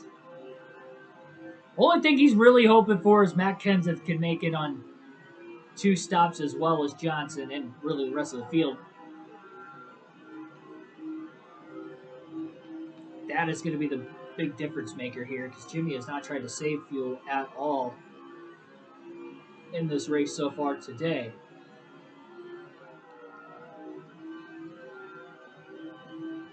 The only laps Kenseth led was during the green flag pit stops. The second set of green flag stops earlier in the race. I'll tell you what, this is going to be a long day of racing for me because we got this 500-mile Texas race right now that I'm recording. And then I'm running this the same day as the NASCAR Heat 5 Career Mode race at Dover, which obviously you guys will have already seen a week before this even comes out. But,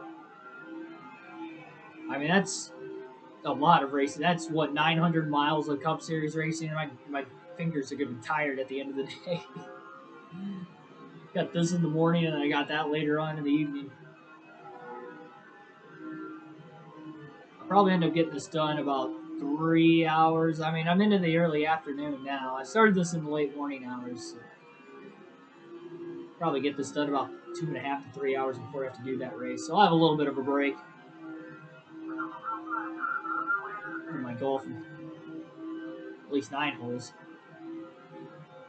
But I knew I wanted to do this, and I think I only got 2 more days off before I go to Bristol. So after today, so I'm recording this today. I'll end up running a couple Busch Series races before I actually go to record one, so that's why I didn't want to do a Busch race, because otherwise I would have probably just done 2 of those instead of this Cup race, but I'll probably just end up doing that on Sunday or Monday. Actually, probably Monday, because we got the Coke 600 coming up on our NASCAR Heat 5 career mode as well, and that's going to be a long race. I don't think I'm going to want to do any other racing outside of that, recording-wise, for Bristol. So I'll probably just do the 2 Busch races that Monday afterwards, and at least you guys will be set for 3 of the 4 days I'll be gone. Maybe I'll get a Cup race. The problem is the next Cup race is at Martinsville, so that's going to be kind of tough to record and get out to you guys. But we'll see. We'll see. I just hope you guys enjoyed this. I know you guys will. It'd be weird actually getting to see me watch it at the same time that you guys are watching it for the first time, though, too. I mean, I will have skimmed through because I would have made the cuts, but I've already made my notes. I've been pausing it after I say I'm going to make the jump cut like 2 laps later. I'll be like, okay, turn whatever, lap whatever, cut, and then that way I can make the easy notes, and it shouldn't take me more than 10 minutes to edit it, honestly. Probably take longer for it to actually, like, download through. It'll probably take a couple hours because it is a couple hours of recording. Lap 251. Side-by-side traffic right in front of Jimmy Johnson. Rick Martin in the 6th, 145 car. Terry Labonte just up ahead. Michael Waltrip's having himself a pretty good day so far, I think. It's kind of hard to tell. I haven't seen the running order yet.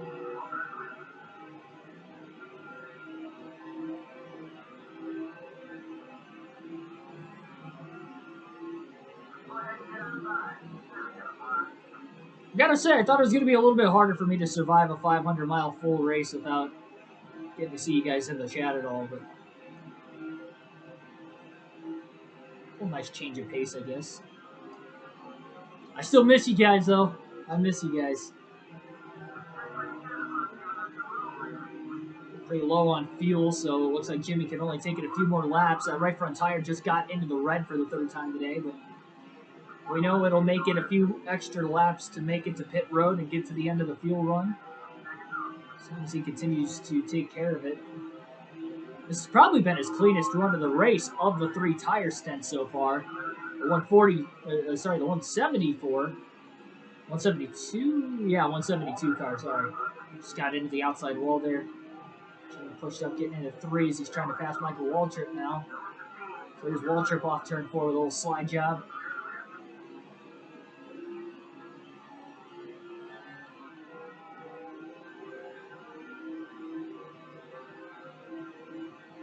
So we'll have 80 laps to go this time by.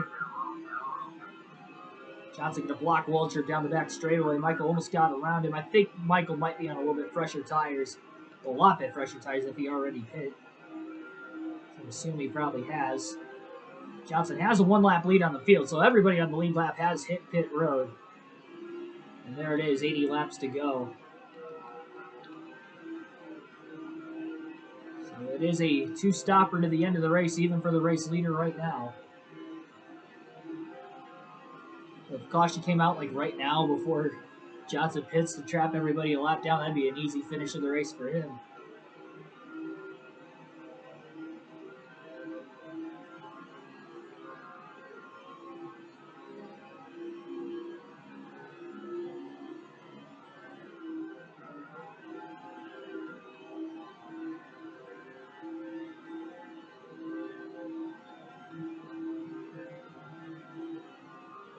Jimmy going to take it 1 more lap. He'll pit at lap 257. Kind of overdrove turn 3 there. So lap 250. Oh, no. Johnson's got to pit now. Never mind. Good thing he didn't go that extra lap. He wouldn't have made it. sputtered out of fuel and makes the late dive onto pit road off turn 4 at lap 256. That caught me by surprise. I thought we had another lap in there yet. So lap 256 will be the 4th stop of the race for Jimmie Johnson today. And when he comes off of pit road, he'll have 78 laps to go, which will mean he's about 9 laps short on fuel. And now a little problem with the front tire changer. On the right front, oh, this is going to be a very slow pit stop. It took him almost 11 seconds on the right side tires. 18.8 second stop for Jimmie Johnson there. You saw it. Right, yeah, there goes Jeff Gordon. My bad. Early on that. So Gordon's easily going to cycle to the lead.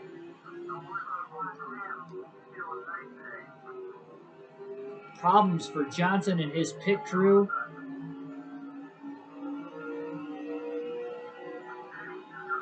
As far back interval-wise as Jimmie Johnson has been in the field all day. 4.4 seconds, 4.3 seconds. In third place, actually. I think Ryan Newman is probably in second place again, but Jeff Gordon leads at Texas.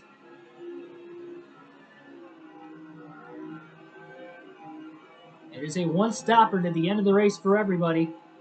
That was a slow pit stop by Jimmy's pit crew. He's going to have to run Gordon down. He might be using his tires up by the time he gets to Gordon as well with how far back in the field he is. Again, interval-wise, he's only in third, but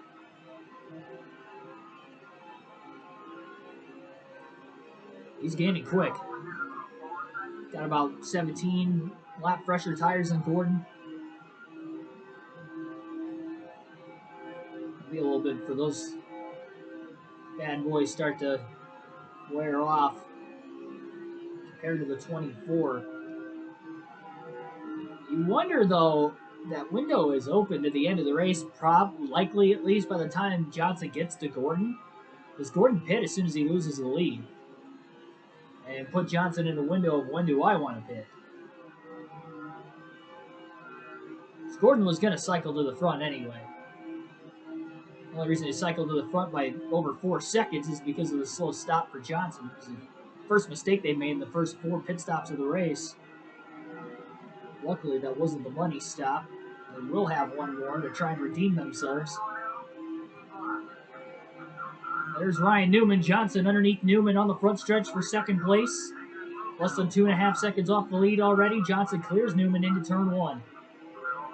A lot of clean air in front of the 48 before he catches the 24 of Gordon.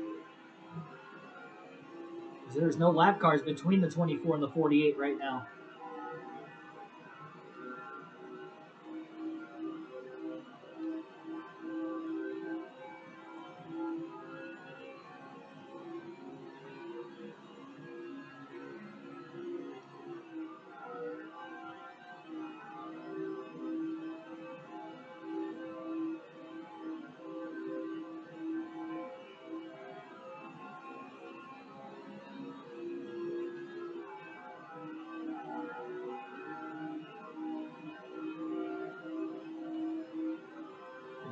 Gordon looks like he's stuck behind one of those lap cars and has struggled to get around it for about the last lap or so. Part of why Johnson is getting the time as quickly as he has on the 24. Lead down under a second off turn 2 that time. Johnson is dripping and ripping it. Mistake getting into 3.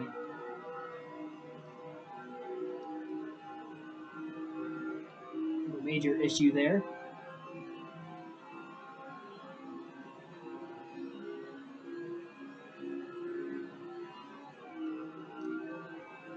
Now, with Johnson being able to make it a lot further on fuel too, if he decided to pit with about 9-10 laps to go at the end of the fuel run, he could probably just take right side tires only and get away with it. I don't think he wants to go fuel only because the right front's been in the red 3 of the 4 times he has come into the pits, so extra 9 to 10 laps already on that. If it's in the red again, would be way too risky, especially if he locks the tires up trying to make it onto pit road in the first place. And here we are. Johnson in line behind Gordon. They'll look to try to make the pass on him for the lead. The draft behind him for right now. He's going to be patient in trying to make this pass. He knows he doesn't have to make it immediately. He can take his time.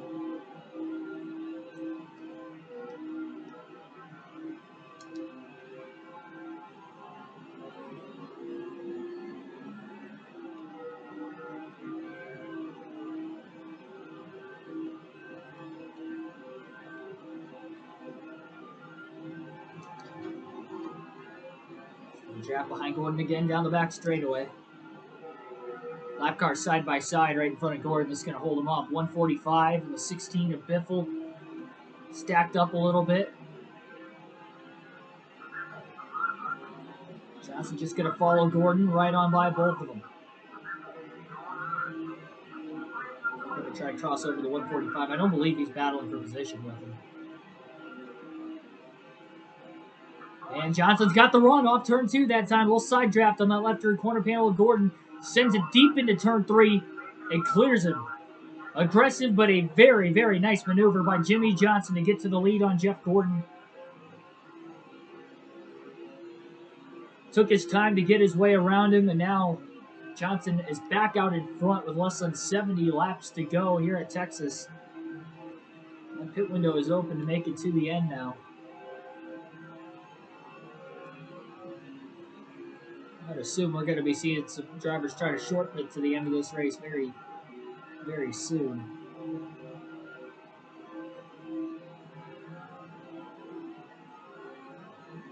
We'll alternate through the different camera angles for the final time today for about the next dozen laps. The second and final time. And since the first 100 laps of the race, since we alternated through the different camera angles. Johnson is definitely slowly gapping Gordon, though.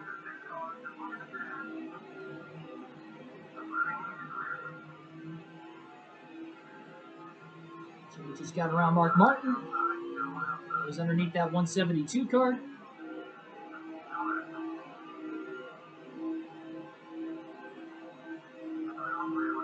Not much of a struggle there.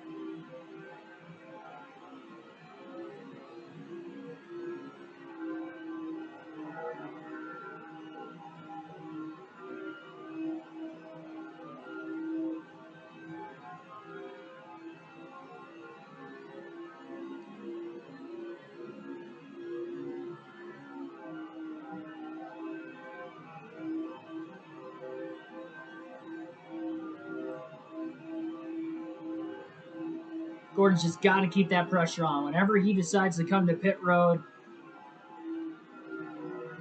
when that crew decides to come, it'll likely be before Johnson anyway.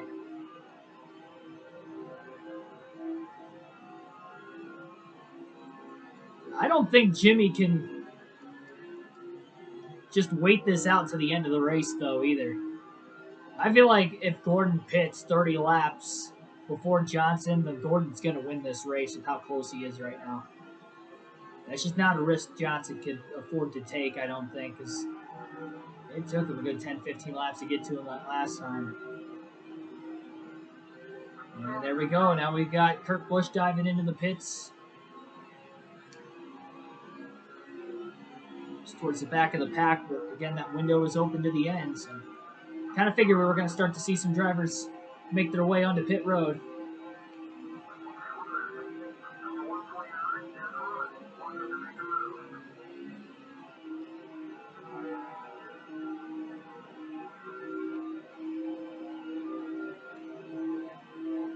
Jeez, almost 2.5 hours of recording. It's a good thing this race is caution-free, though, because at least it's flying by for my sake. You guys get the jump cuts. I don't get the jump cuts. I don't jump 20 laps here and there. Elliott Sadler coming out of the pits just up ahead of Jimmy Johnson. Johnson not quite going to catch him yet. Sadler's going to go a little wide. And 3 and 4 is still trying to pick up the throttle and get back up to speed. So this might allow Johnson to pass him. Jimmy at least gets underneath the 38 of Sadler. Gordon is now about a half a second off the race lead. Johnson underneath Sadler, can't clear him yet. Elliott, those fresher tires, able to hold in on the outside. Johnson made a clean pass. Took him a few laps. Well, not 2 laps to make his way around Sadler, but he'll slide up in front of him off the exit of turn 4 that time. 0.6 of a second ahead of Jeff Gordon. Some of those tires have not evened out from 48 to 24. That's why, since Jimmy took the lead, he's just still gradually pulling away.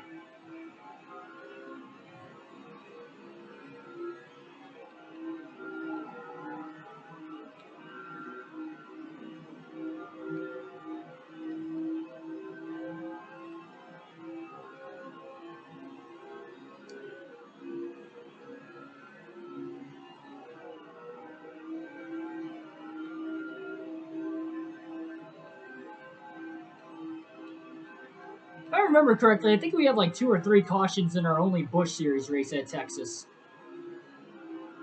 We had 2 Truck Series races here, and I think we may have had a caution or 2, at least in one of them, because one of them was like 233 laps or something. It was a lot longer than the first one, I know that much. It's strange that the Cup race, that's 500 miles long, might be the one that will go caution-free. I mean, some drivers have already made their final stops of the race. Made their bet that this is going to go caution-free, and so far it has.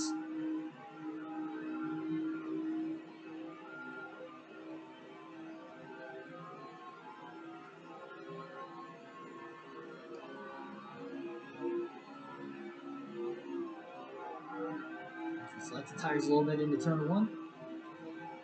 Gotta be careful doing that on this run, especially if he does decide to go right side tires only to the end.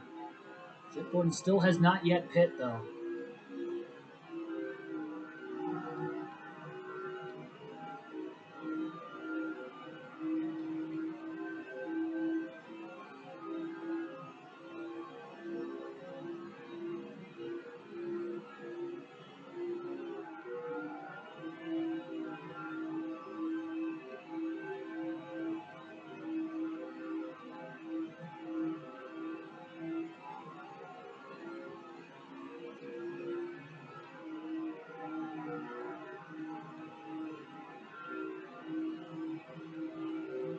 Sadler's still putting a lot of pressure on Jimmy Johnson. He knows he's the leader, though, and Sadler's a couple laps down, so he's got to be impatient with him.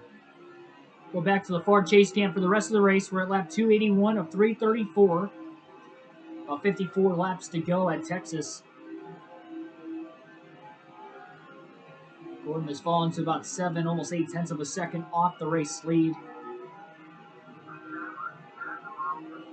Imagine Gordon will pit before Jimmy Johnson. You guys will see Johnson's final pit stop of the race whenever it comes. We're going to make our final jump cut of the race now. Once we get down the back straightaway. So I'll have a chance to pause it. Watching the Samsung Radio Shack 500 at the Texas Motor Speedway. NASCAR Nextel Cup Series on NASCAR Chase for the Cup 2005. Live on KRC. Don't go anywhere. We're going to catch about the final 30 laps of this race.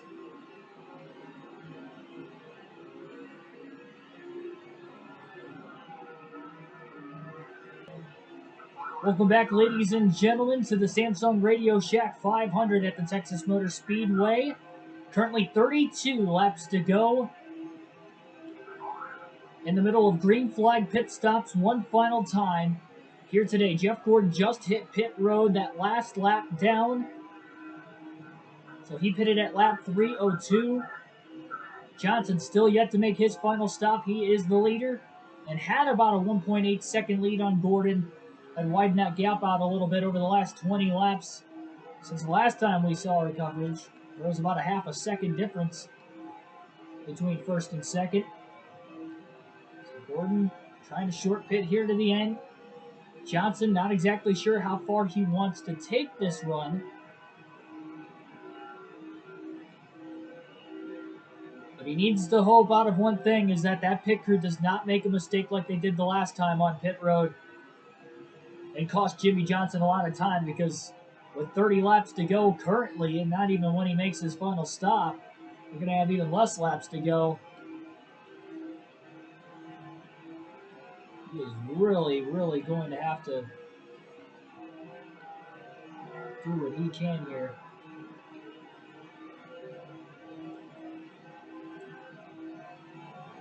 I think Jimmy's going to be the last driver on the lead lap to pit again. He's all right with that, but he doesn't want to go a lap longer than when he does end up eventually lapping the field when all the lead lap cars pit, like he did last time. So he can start to gain whatever time he is going to lose to Jeff Gordon back quickly enough and can get to Gordon before the end of this race. He's just got to hope that his victory doesn't end up making any more bleeding as we have a couple late dives onto pit road right in front of Jimmy Johnson. Get hard for Menard, everybody in the chat. We got Paul Menard right in front of us again. Last time Menard was in front of us, we had a tough time trying to pass him, and we ended up losing the lead to Gordon at one point. Gordon nowhere near us right now, and Johnson can get underneath Menard a lot quicker. And should clear Menard into turn 3 and does. Nice clean pass.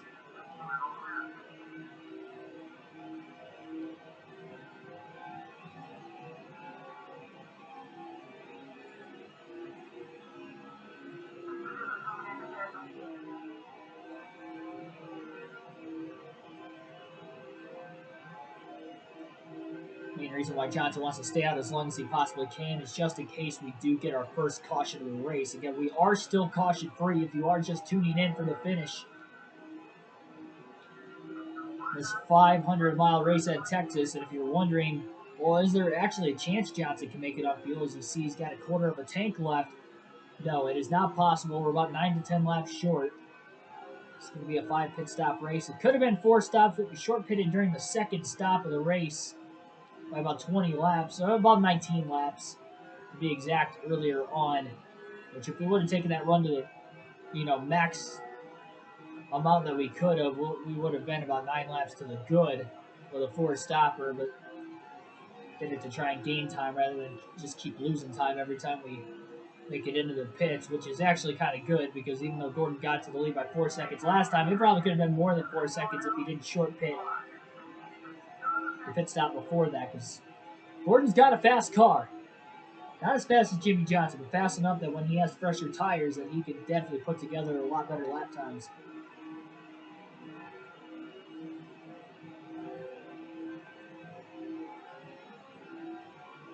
Johnson's fastest lap of the race has been during this current tire stint right now. It was a 29.522. He has a 1 lap lead on the field. So Jimmy Johnson will pit this time by here at lap 311. It will be his final pit stop of the race today. So he'll make the late dive onto pit road off the banking. Got to make sure he doesn't speed, locks the tires up, and easily got down to 69 miles an hour there at the last second. 4 tire stop, no adjustments. And this is the money stop for Jimmy Johnson, lap 312 out of 334.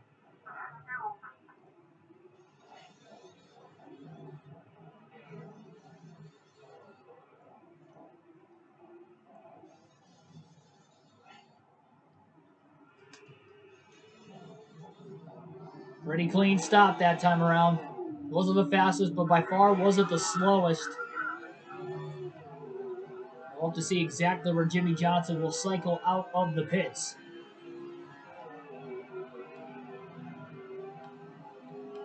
And Jeff Gordon is coming, but I think Johnson's actually going to beat him out of the pits. And there goes Gordon on the outside into turn 3. Jimmy's trying to get up to speed yet. Gordon's going to cycle in right behind Johnson. Johnson's still trying to pick up the throttle off 4. Slides up in front of Gordon. And this is going to be the race for the win now. 22 laps to go. Johnson's up to speed into turn 1, and he never even lost the lead to Gordon that time. It's a good thing he came down when he did.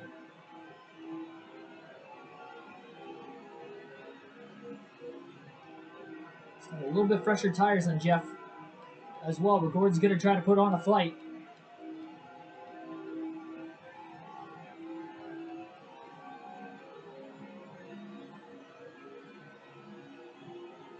He's got that track position. We know he's been if any of his unstoppable moments of the race have happened, it has happened when he's been on a little bit fresher tires. I almost thought that was Carl Edwards for a second. I forgot. 2004. It is Jeff Burton, that 99 car. Johnson hooking that white line all the way through 3 and 4. He'll clear Burton. Nice clean pass there. Now there's a lap car between the top two. 20 laps to go at Texas.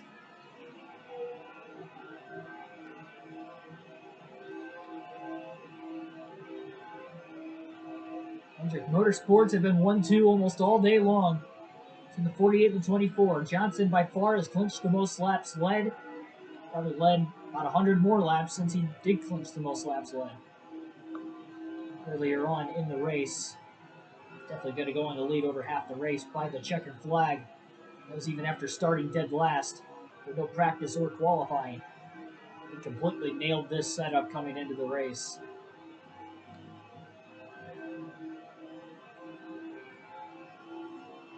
Haven't even had to make any adjustments during any of the 5 pit stops today either. Just 4 tires, fuel, and just been clean as Johnson's slowly pulling back away from Gordon again. His tires will even out here before the end of the race, and we'll see if Gordon can try to put a charge on, but it's going to be tough unless Johnson catches lap traffic at a bad point or Jimmy just flat out makes a mistake or two. For the most part, he's been pretty clean all day long, as you can see on the race car how clean it is. Done a great job today.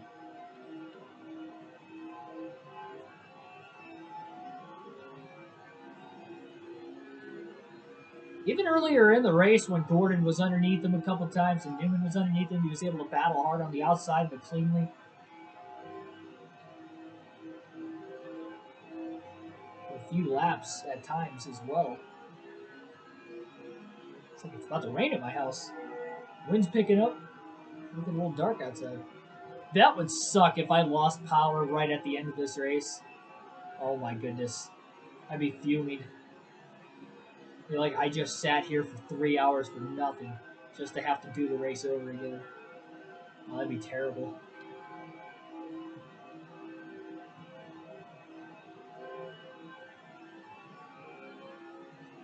That shouldn't happen, but we'll see.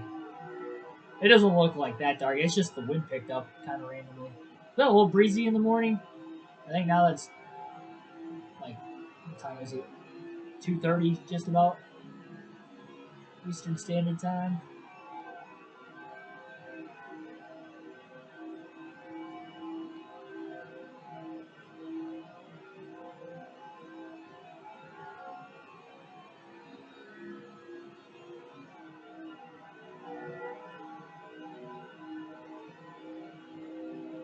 He's definitely going to have to try to find himself back within striking distance if he's going to want a chance to even get around Johnson in the closing laps. 14 to go. He's a half a second off the race lead. Driving it hard into turn 1.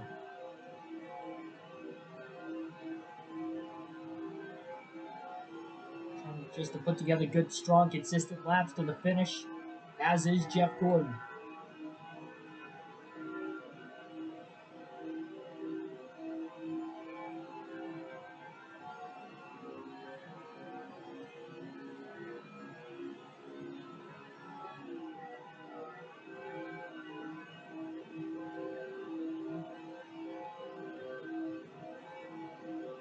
Gordon just could have gotten around Johnson when Jimmy was still getting up to speed, but Johnson blocked him off of turn 4 before that was able to happen, and Gordon never had another run at him.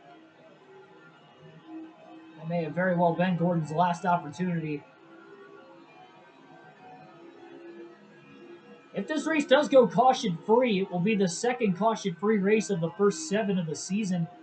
Went caution-free at Darlington this year, even though there was a crash on the last lap. No cautions come out on the final lap of these NASCAR EA Sports video games.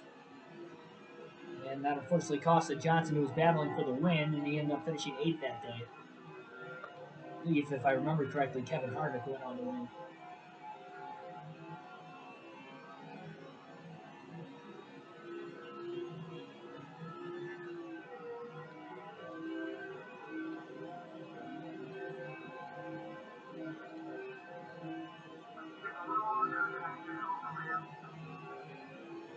Kyle Petty, next lap car for Jimmy Johnson to have to pass.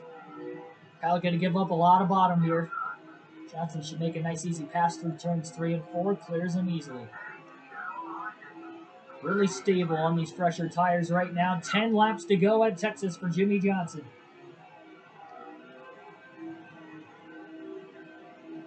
Be able to fire off those handguns at Victory Lane. Part of the celebration of winning a race at Texas in the Cup Series.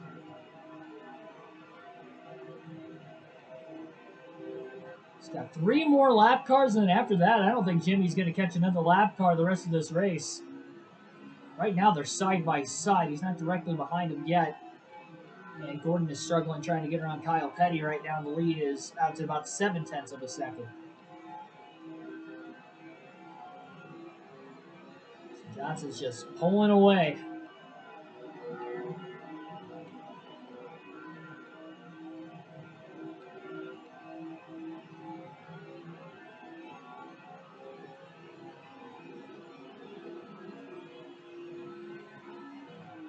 Comes deep into turn 1.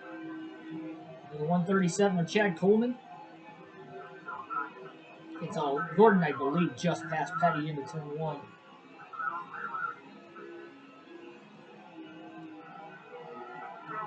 Deep dive into 3 for Johnson. Lead out to about 0.9 of a second off turn 4 this time. 7 laps to go in Texas. Johnson just drafting behind Robbie Gordon in the 31 now.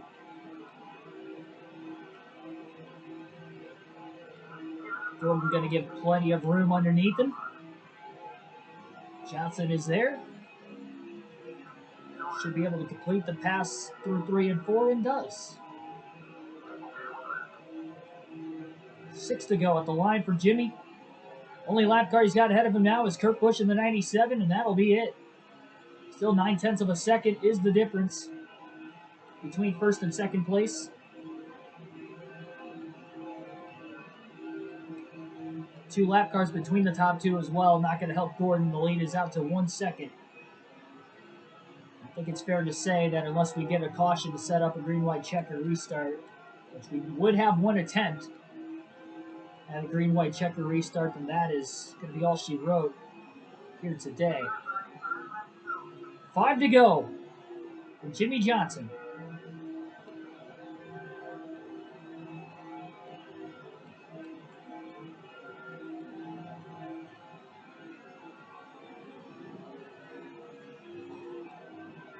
He's going to be very patient with Kurt Busch just to make sure.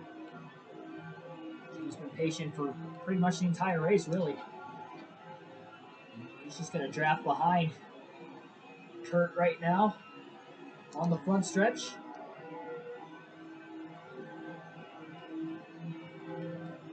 .1 second, still 1 lap car between the top 2 as well with 3.5 laps to go. Honestly, I think Jimmy's just going to sit behind Kurt unless Kurt gives him a ton of room to pass him, which right now he's not. I believe Kurt Busch is already 1 lap down, if I'm not mistaken. Johnson closes in again off turn 4, 3 to go.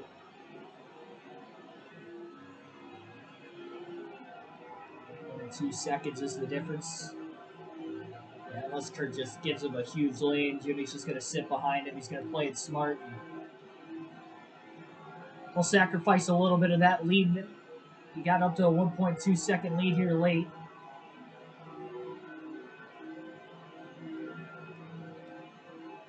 Should have no problem winning this. 2 laps to go in Texas. Just trying to get to the white flag now.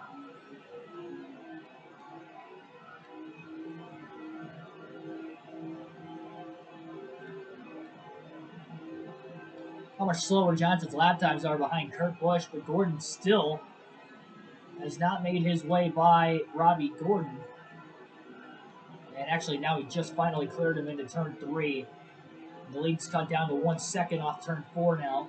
They're closing in on the 105 car up here. White flag in the air though, 1 lap to go. Gordon's not going to gain a second in this final lap. Even with Johnson just coasting behind Kurt Busch right now. He's nowhere near striking distance with 1 corner to go. And Jimmy Johnson is about to win this NASCAR Nextel Cup Series race at Texas Motor Speedway. Great win for Johnson. Checkered flag in the air off turn 4. Jimmy Johnson will win at Texas on this 2004 season, and he'll get to celebrate burnout style on the front stretch. A caution-free 500-mile race. Unbelievable.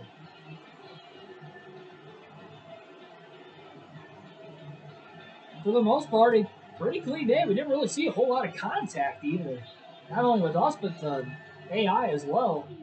The only time we really came super close to a caution was when Bobby Labonte and Greg Biffle at the very beginning of the race ended up getting together when they were 3 wide. They both pinched each other in the wall off board, and that was literally only a couple laps in. Stacked up the field behind, but yeah, outside of that, it was a pretty clean, standard day. 9 cars finished on the lead lap, and we mentioned that contact. Labonte still ended up finishing in the top 10. 34 lead changes in this caution-free race. 278 of the 334 laps led today for Jimmy Johnson. Absolute dominance, even after starting last. He was able to dominate the day, get the max points day, and win the race. Jeff Gordon finished second. 1-2 finish there for Hendrick Motorsports. He led 34 laps. He led the second most laps in the race. Brian Newman led some laps, finished third. Kenseth led laps, finished in fourth. Kevin Harvick rounded out the top 5. Dale Jr. led some laps, finished sixth. Casey Kane 7th, Elliott Sadler 8th, Kurt Busch 9th, and Bobby Labonte, as mentioned, rounded out the top 10 with just the 9 cars finishing on the lead lap today. See who all DNF. We didn't really have hardly any engine failures either. I guess we had more than what I thought we did. Honestly, didn't even see that many drivers DNF. We saw Ward Burton really early in the race. He blew an engine. Tony Stewart, I guess, blew an engine as well. Rusty Wallace, who had 2 laps at the beginning of the race, also blew an engine. Tough break for him. Joe Nemechek blew an engine. Ricky Rudd also blew an engine. So 5 engine failures, 5 DNFs in this 500-mile event. Just goes to show that these Gen 4 cars, you're really putting your engine on the edge in these 1.5 or really intermediate races. They were fast, 500 miles plus, and definitely took a toll. Like, share, and subscribe for more daily NASCAR content. Hopefully you enjoyed the very first premiere on the channel. On this, I guess by the time it uploads, Thursday of the truck race. So hopefully you enjoyed the truck race at Bristol. I'll be there in person, be vlogging the trip. And the next premiere, I guess, will end up being on Friday night for you guys. The next night, and then Saturday. And then we'll see if I'll have anything recorded for Sunday. If not, that might be the one day that there won't be any videos on the channel. But all right, see you guys next time. Thanks for watching.